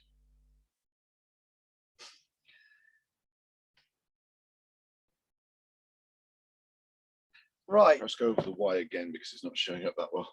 There we go. So in Old English, we now have ye sus. Well, what did I sus? Because this is actually a statement, a clue within a clue. Ye sus, or I suspected, and I sussed it out, that the word Christ is actually right. First thing, it's got Christ. The first thing to know, that is the use of a human resource. Okay, so what we do is what they did is they switched the blood. Well, when you switch H and R, human resource, you actually have Christ. And when you actually decode this is CR. So we got a seer, leaving the remaining word heist. Whoops. It's an identity theft. It's a seer heist. So basically they used a human resource. RH, it represents the blood. They switched the bloodline. Well, the bloodline, the real story of Jesus, or as we know it, is actually based, there was no crucifixion. This is all Roman fabrication. And they've later added this to beef the story, and all the supernatural things of him walking on water. It didn't happen, because the real Christ at the time, the seer, was in fact King Caradoc, the Ark of God. And an ark, is, as I said, is the meaning of the ark is ACR, a seer. But they hoisted the bloodline, but they switched the bloodline and they hoisted. So his story of peace, keeping peace in the land and walking around Wales, in fact, not the Middle East, far from it. And I challenge anybody to go to the Middle East and find, well, at least 11 disciples with British names, just to put the New Testament, and to find, King David, really, Matthew, Mark, Luke, John, Simon, Peter. I know, this is it. I thought that's a bit strange, very strange Roman indeed. fabrication, the whole New Testament, and here's the real big one. Yeah, I always thought that, Simon and Michael and Peter, it's just, they're not Jewish names. No, they're not even Middle Eastern name. You can get more British. I'm sorry, but even the story is made up. Change them in the Bible. They didn't dare change them. It's just like. No, but everybody's been. Well, it says go spell. It's telling you. That's why it's called the gospel. It's telling you, go spell it. Well, you should be able to work it out. Well, if you can't, it's your own fault. That's what it amounts to. Same as how the Catholic Church, all of them, all the governments work. They work on a premise that they put it out there and put it out to you, even though it's sneakily coded and hidden. But it's up to you. If you're not clever enough to work it out, then it's your fault. The New Testament was created the same, and here's where the kill shot is of this as well, because this one's going to open up some eyes. Right, to create a New Testament, you need an Old Testament, yeah? Well, this was not an Old Testament. This is not an Old Testament. This is far from an Old Testament. This is all meant for this time now, and it's the real truth. And what its real name is, you know, they stole the G of Jerusalem and they put in a JE. Well, they stole the G off this as well, because in fact, that's what it is, a Gold Testament. But by taking away the G, same as Jerusalem, same as, well, G, the Severn River is a G because the G is the seventh, and that's what it's called, the seventh. But by making this look like an Old Testament, it allowed them to fabricate a new one. And this has diverted everyone's attention. Yahweh says in the Old Testament, I am God, there is no other, I am your savior. There is no other savior. Nobody can save anyone but the Creator himself. But what these clever but sneaky evil people did is this will make you laugh. We got Matthew, Mark, Luke, and John. You know, the books of the Bible. So Matthew, Mark, Luke, and John. Actors. That's why you got the word, just add the or. Actors. They're either actors or they were acting or on behalf of. The next book is Romans. So you got Matthew, Mark, Luke, John acting on behalf of the Romans. Well, Corin, Corin is actually the name of Cirencester, or partly because it used to be known in Roman times as Coriniadum. I don't know the exact spelling, but you can check it. Yeah, it is an amazing place. My son was at university there. It is, is something buzzing about Cirencester. Well, that's where they created, in an upper room in Cirencester, they created they all sat around the table and they created this fantastic works called the New Testament to deceive, I don't know, no, I think they were paid to do it actually, but they were coerced into it. It's not true. It's all a creation, a fabrication. It's just not true. The Old Testament, Yah says in the Old Testament, he says, I tell you the end from the beginning. Well, the end is the end of the Old Testament, because all the prophecies in the Old Testament all tally up. Revelations is designed to make everyone so afraid at this point in time of what is coming, and it isn't. Yah is going to show mercy. He's putting a beak. Well, you don't know when it comes, but there'll be a light, and everybody will have the opportunity. And he is not, because he's a righteous God. No righteous God can destroy people because they didn't know the truth. Well, if you take it as a religion, the Muslims will tell you Allah is God, and if you don't follow him, you're going to die. And the Christian or the Catholic and whoever else, and all these religions, if you don't follow so what is it? A game of Russian roulette? Or would a righteous, merciful Creator? If I get it, let's put it this way: we're on the it's not the case. But say even if I did have all this completely wrong, which is impossible, but if I had all this completely wrong, and I get to heaven or judgment, and Yah calls me, and I say to him, and he says, "Oh well, why? What have you done?" And I didn't follow Jesus. I sort of come direct to you, but I didn't really know, because it's sort of a bit of a game of Russian roulette down there, because the Jesus are telling me if I don't follow him, he's going to die. So what I thought he might, it's best to come sort of direct to you, which is exactly what he wants. Now, can a righteous God throw me into a pit of fire or anything else? No, what he would say, well, even if I was completely wrong, which I'm not, he would say, a righteous, merciful God is, look, you did your best. You did what you thought was right. And I totally understand why you didn't get, if Jesus is right, we'll suppose it was right. Right, okay, Jesus was the right way, but you obviously came direct to me. Does anybody really think that the righteous God, because if you're righteous, you cannot do something nasty to people that don't know. He's not going to throw you into a pit of hell, into fire for eternity. And the same as what if you don't follow Jesus, the claims you will. No, absolute rubbish. And they've made him, they made his name an abomination. That's when he says that in the Old Testament. And they have. They really have. He's a merciful, righteous God, a righteous God. When Sodom and Gomorrah took place, which that's in Britain as well, but we'll go to that again, I think. But when Sodom and Gomorrah, I'm not sure it's Lot, and I think it's either Abraham or Lot, and it goes over and over. This he's making a point, and he says to Yah, he says, if there's 50 righteous people in the city, will you destroy it? This is before it's done, obviously before it gets destroyed. And he says, no, if there's 50 righteous people in the city, I won't destroy it. And this goes on now. He said 45, 40, 30, you read it, and it makes the point. And effectively he gets to say, there's one, if there's one righteous person left in that city, I will not destroy it. So that is the God of mercy, who is hardly going to like throw people into a pit of fire. And he says, I want mercy, not death. That's what he wants. And the whole thing for this truth coming out is also people, because nobody is, apart from the evil ones that already know the truth and they're hiding it and deceiving the people, nobody is going to be judged and thrown into hell on the basis of not knowing which even if you don't follow any religion, as long as you've been, done your best in life. He's not, of course he's not. And this is the difference. He's not the God that they make, he's merciful, and that's what he wants. And I know it because he showed it to me. Because if we go by the book, I would have been thrown in the pit as well.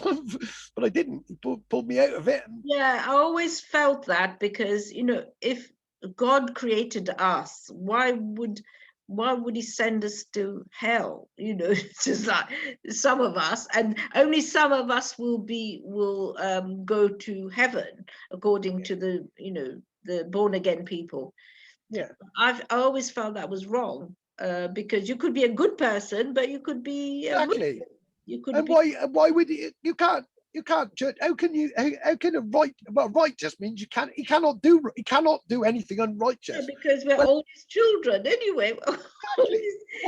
So how could he throw anyone into hell for not following?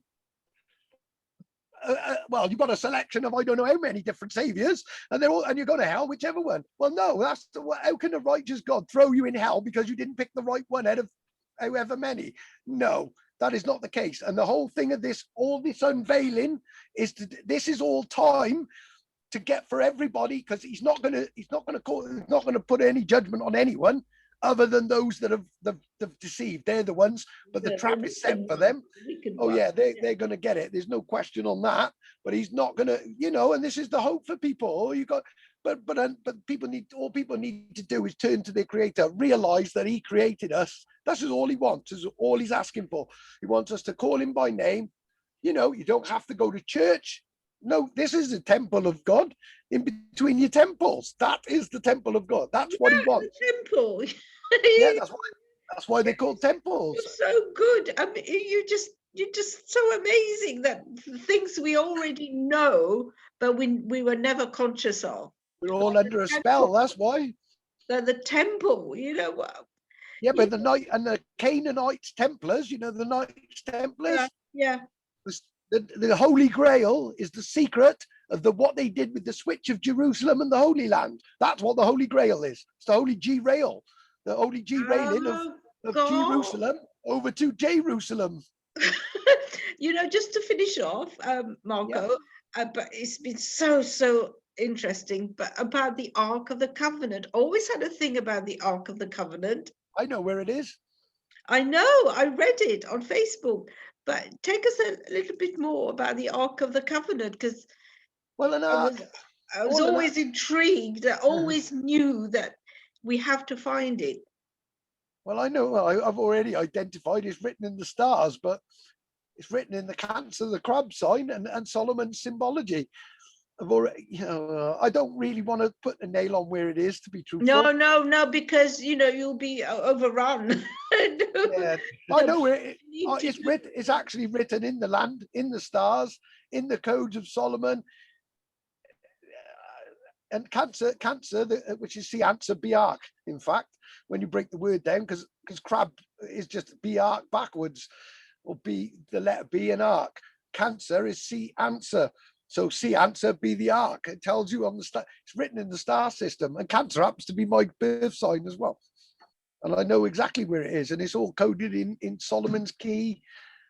I think, well, if you have a look at it, you'll probably work it out. I don't really, well, No, you don't have to say it because I got to show you something interesting though, just to show you the evil ones know where this ark is, and it's where I well, this covers the land, right? This is an eye opener. On this map, I don't know if you can see it because among the different layers, you've got, I don't know if you can see it. Well, you can see the shark, the shark's head, the fish's tail, got the eye the eye. Oh yes. Shark's being hooked in. This is a passage in Job. Canst thou draw out Leviathan with a hook? Well, this is Leviathan, which represents the Catholic Church. Well, I've drawn him out, so that's a pre-prophecy for you, the Roman Vatican coming down.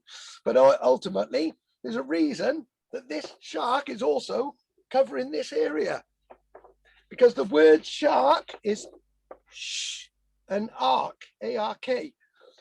So that's also symbolic of this being the area of the does that make sense? You know the shark, what does that suggest? That's Leviathan. It's symbolic.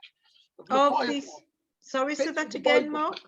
But the word shark also is more than this, but shh, because they've got their own.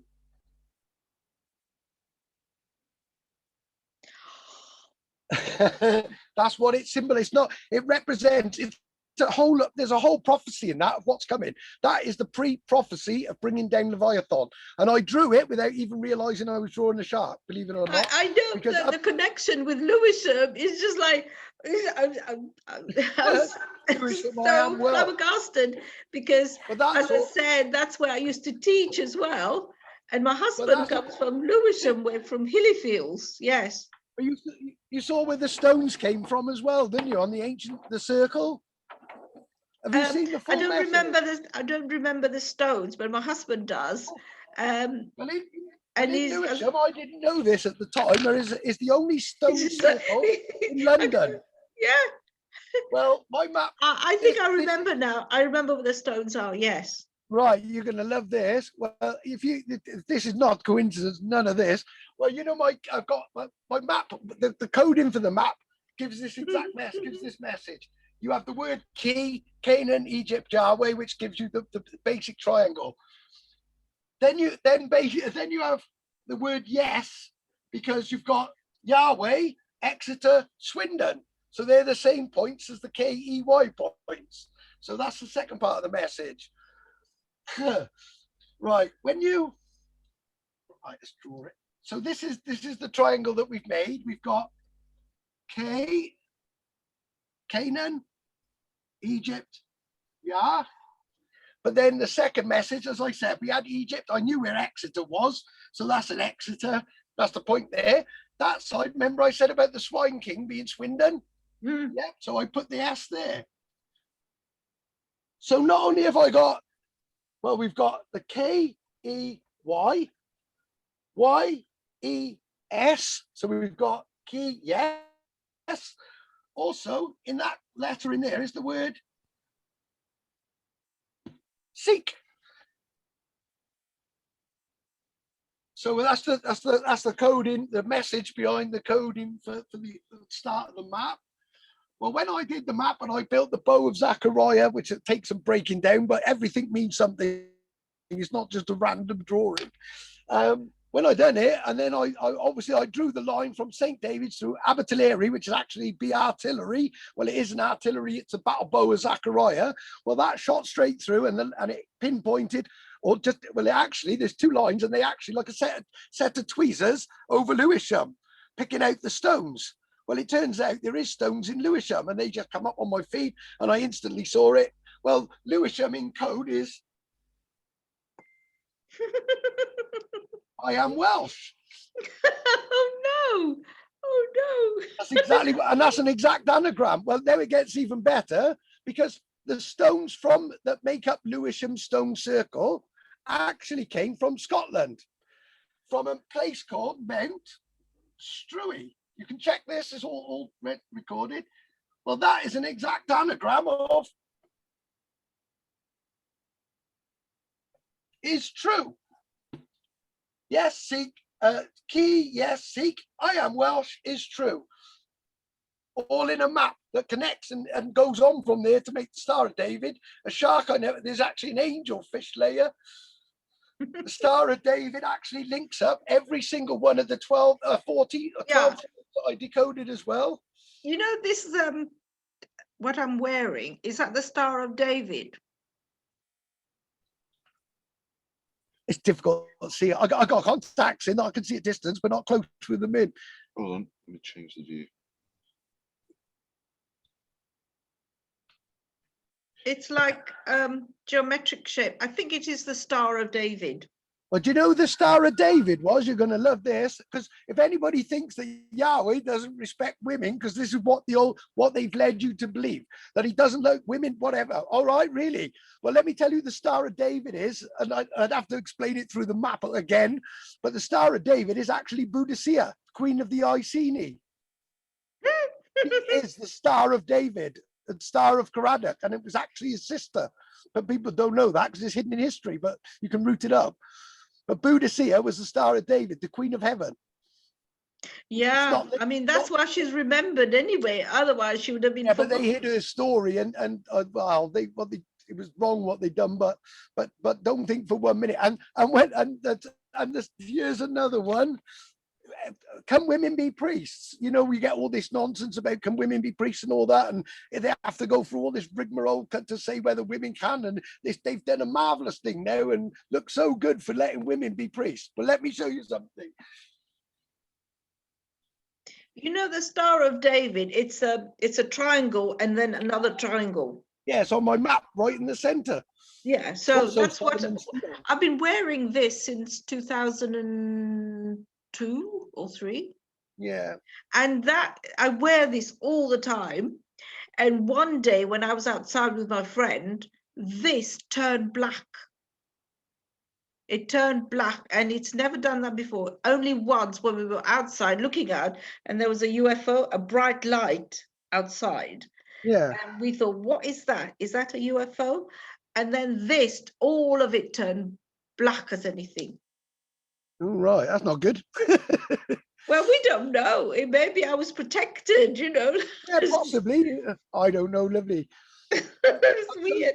Let me just show you what. Yeah, can women be priests? Well, remember the priesthood was actually druids, because they drew the IDs. Well, who drew the IDs? Well, here's where the message in the stars comes in. Not only is the name Druids is actually Drew ID, so we know who drew them. It was Druid. But what Druids? Well, there were 7 sisters who left a message called, well, in the stars for me to ID. And the Pleiades being the star system, the 7 sisters. Yeah. So the 7 sisters left the message of Pleiades. So what is that? Well, it's please. Oh, hang on, sorry. That's the ASEID.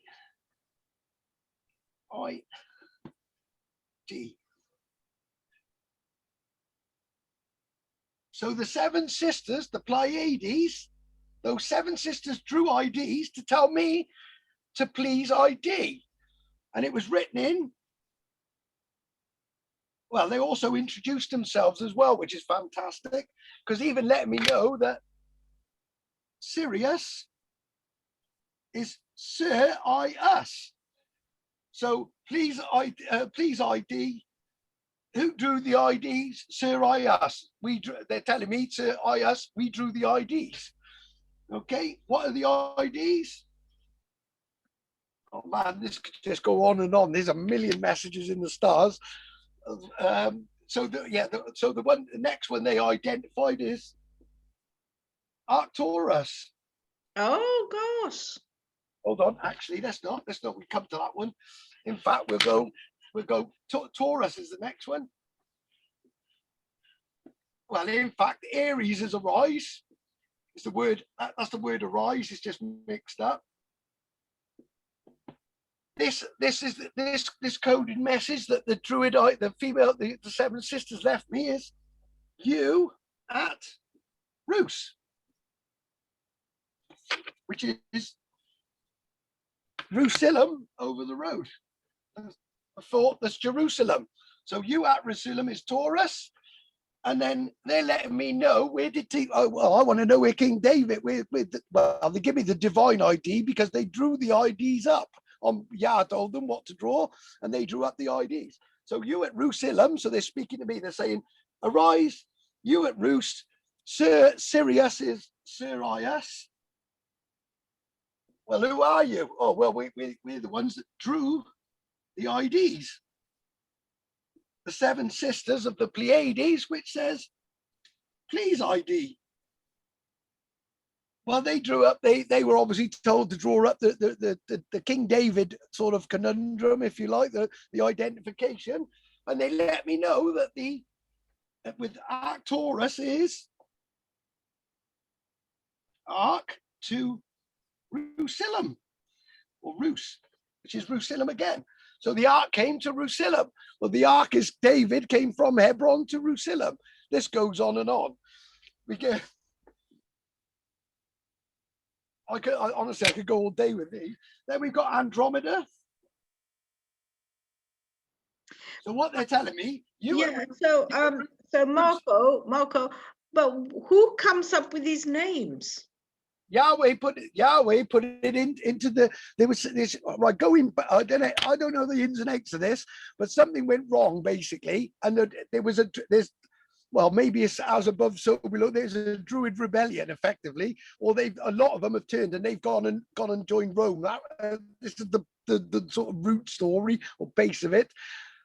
Because they know that they've got information and they're going to go and let the Romans know this and change that. What they've done, well, Yah has told them to do it, there's no doubt. And he's put it in their heads and told them to make these IDs up, to put into a Bible so that so they're not to give too much away to the Romans, that can be well, he obviously planned it so that it all gets recoded later on now by me in Jerusalem, ironically.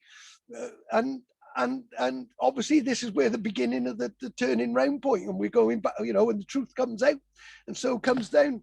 And just to know that this one is good, because Andromeda, they're letting me know that Rome had, and Rome had. Well, what did Rome add? They added the word venter. And that's actually in the Venter Can't I See as well, which is another star sign, but I think we could go on all day. But the Rome added the word Venter to the Jerusalem. And these are the seven sister female druids that work for Yah and are obviously well favored because he's given them the codes to pass it down. So as for women becoming priests, or what they call priests, from Yah's perspective, there's no, clearly not a problem, because seven of his greatest ID drawers. We've lost his sound. I muted because I didn't want the sound. Oh, right, sorry. So it is just so amazing. You've got to put everything in a book and get that published because there's so much truth in what you're saying, and Britain will rise again. As you it will. Yah's coming back. Do you have a timeline? Do you know when all this is going to happen? Well, I don't know the exact timing of it, no, but I know, there are a lot of things I'm decoding at the moment are all showing alarm bells. They're more like warnings to be prepared. Let's put it that way. I don't know the exact time. I don't, but I do know, I know what's coming and I know where it's going to pan out, and it is going to get worse before it gets better. Be warned, but don't be deceived by the TV and like I say, I don't really want to go upsetting anyone because people believe the virus and here's an incredible, I got to show you this one as well. I'll go with one thing on the virus. No, call it V. Yeah. Oh yeah. Well, you'll see this now. you know how I work by crossing it out, and you can work it out yourselves. But Yeah. Ventasilurum, an ancient message written in there for this time.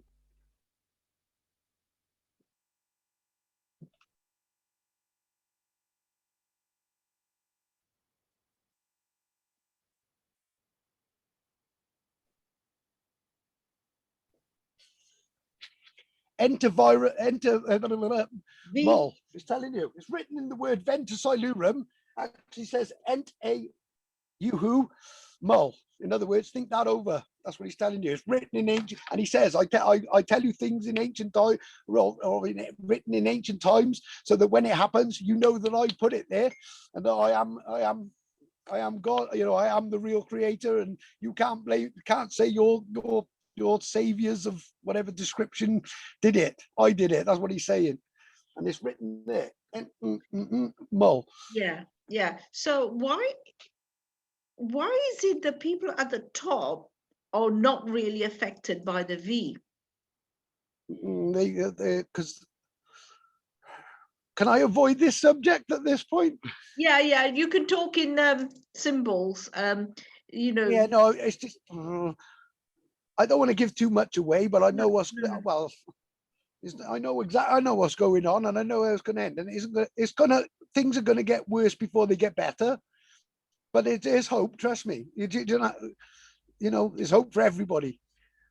Yeah, I mean, you know, and the quicker you turn to the Creator and you pray like this, you put your hands to heaven, make the shape of a Y, you put your sins on your palms, the palms up to heaven, not nailed to a cross, aiming that way. You put your palms, make the letter Y, give praise and glory to Him, thank Him for everything. Put your head down when you offer your sins up, which are in the palms of your hands, and then and just ask for forgiveness. That's all He wants you to do. Do that, the cure for everything, 3 times a day, or twice. Excellent! Wow, that is really good, Marco. And the more we do it, the quicker we do this, the quicker. Well, he's coming back anyway. He's already here. It's in the word "hey" on Y. You know the Y. Does it join the 7? Yeah. The Y joins the 7, isn't it? I know. Well, yeah, it joins where the wyvern code is. The cockatrice is also known as a wyvern. The Y, and the Y you just talked about. The Y is just what you talked about. Well, the river 7 is the Sabbath river, and the yew tree or the Y tree, the river Y grows out of it, and and feeds the water and the fruit and grows fruit in the land, in the Holy Land, the Promised Land. So, do you think we should all grow a yew tree? No, I wouldn't worry. It's only symbolic. He's not too worried about it. It's symbolic. It was the sacred tree of the Druids. Well, that's why. Why? Because if the river Y or the river Y, it's just symbolic, but it's actually a U, and a U follows, when you reverse it, follows Yahweh. So this represents the land of it's the tree of life that grows up. It's the river Y effectively, or it symbolically shows it, because you've got the river 7 that feeds in like this, which is the Sabbath river. So that's the root of it. Then the Y breaks off, but if you notice it, I'm not very good at this. I've got a picture of all these in color. It's fantastic, but it just shows it like that. Well, this represents, that's the Sabbath river, the 7, and this is the Y, because if you're a U, you get the watering tree of life, and that's what it represents. But it's only symbolic. I mean, you can grow them. There's a lot more to that as well than I'll be all week on. Oh my God! Maybe we should have another meeting and then we can continue, because you know. Mind blowing. It's so much to take in, and there's so much hope. There's hope for us. Oh, there's hope. That's even written. There's a message. There's a message in the play. The energy is here in Wales. We know that. You don't have to be. The beauty is you don't have to. This is one thing that I got to point out. just because of you, the coding of it is just to show, it's just to find the root of the world. All the people of Wales, well, you know, even England, there's part of England as well, obviously, because there's tribes down in England as well, including the Iceni, so they're right out on a limb, but they were all part of the 10, they're part of the 10 tribes, but all of civilization, every color, every race stems from Britain. So this is not an exclusive club. We're Jews are designed to divide, because Jews think Gentiles, you got the Jews and the Gentiles, and they don't like each other, and we're the special people of God. No, a you, even though it's England, Wales, it's just used to identify. This promise goes out to the of safety and Eden again. This goes out to anybody in the world, no matter what color, no matter what race. Well, bin your religion, because it's rubbish, just go direct. Yeah, but it's not exclusive. You keep mentioning, you know, England, Wales, and Scotland, but not so much Northern Ireland or Ireland, which is. They're only Welsh people who could swim better. They're Welsh people who could swim better. Everything went out. Well, one time Britain was completely Welsh anyway. That's known. Was all under the Cymry or the Gymry. They changed the C. It's a G because the angels and the angels told me that. Yeah, in the code. Yeah, I know somebody. Well. Yeah, I know somebody who thinks that the Welsh people should reign Britain. You know, that the monarchy. It's not really about reigning. You know what? The problem with this world, and this is what this is their best weapon, is the fact that they divide us, and they have black people, white people, Asian people, gay, straight, or you name it. They got they divide. Jews, Gentiles means Gentiles. All Gentiles are really the word Gentiles. It's been changed. It's Gentiles, and it's Yah's great mistake of color and create, you know, and different races, you know, people. The British people we lived in peace, black, white, next to each other in this country. And what happened? When we messed up, it all got divided up basically, and now we've all been pushed out there. But the greatest weapon that they have against us, and what they've succeeded with, is by dividing us. The minute everybody realizes that we are human beings, you can take a box of eggs, you have a white egg, you have a brown egg, you have whatever color, but ultimately when you crack them, they're all eggs, and that's what we are. Right, that is so right. And it's the ignorance of people, isn't it? It's just plain ignorance and fear. But the greatest thing into us.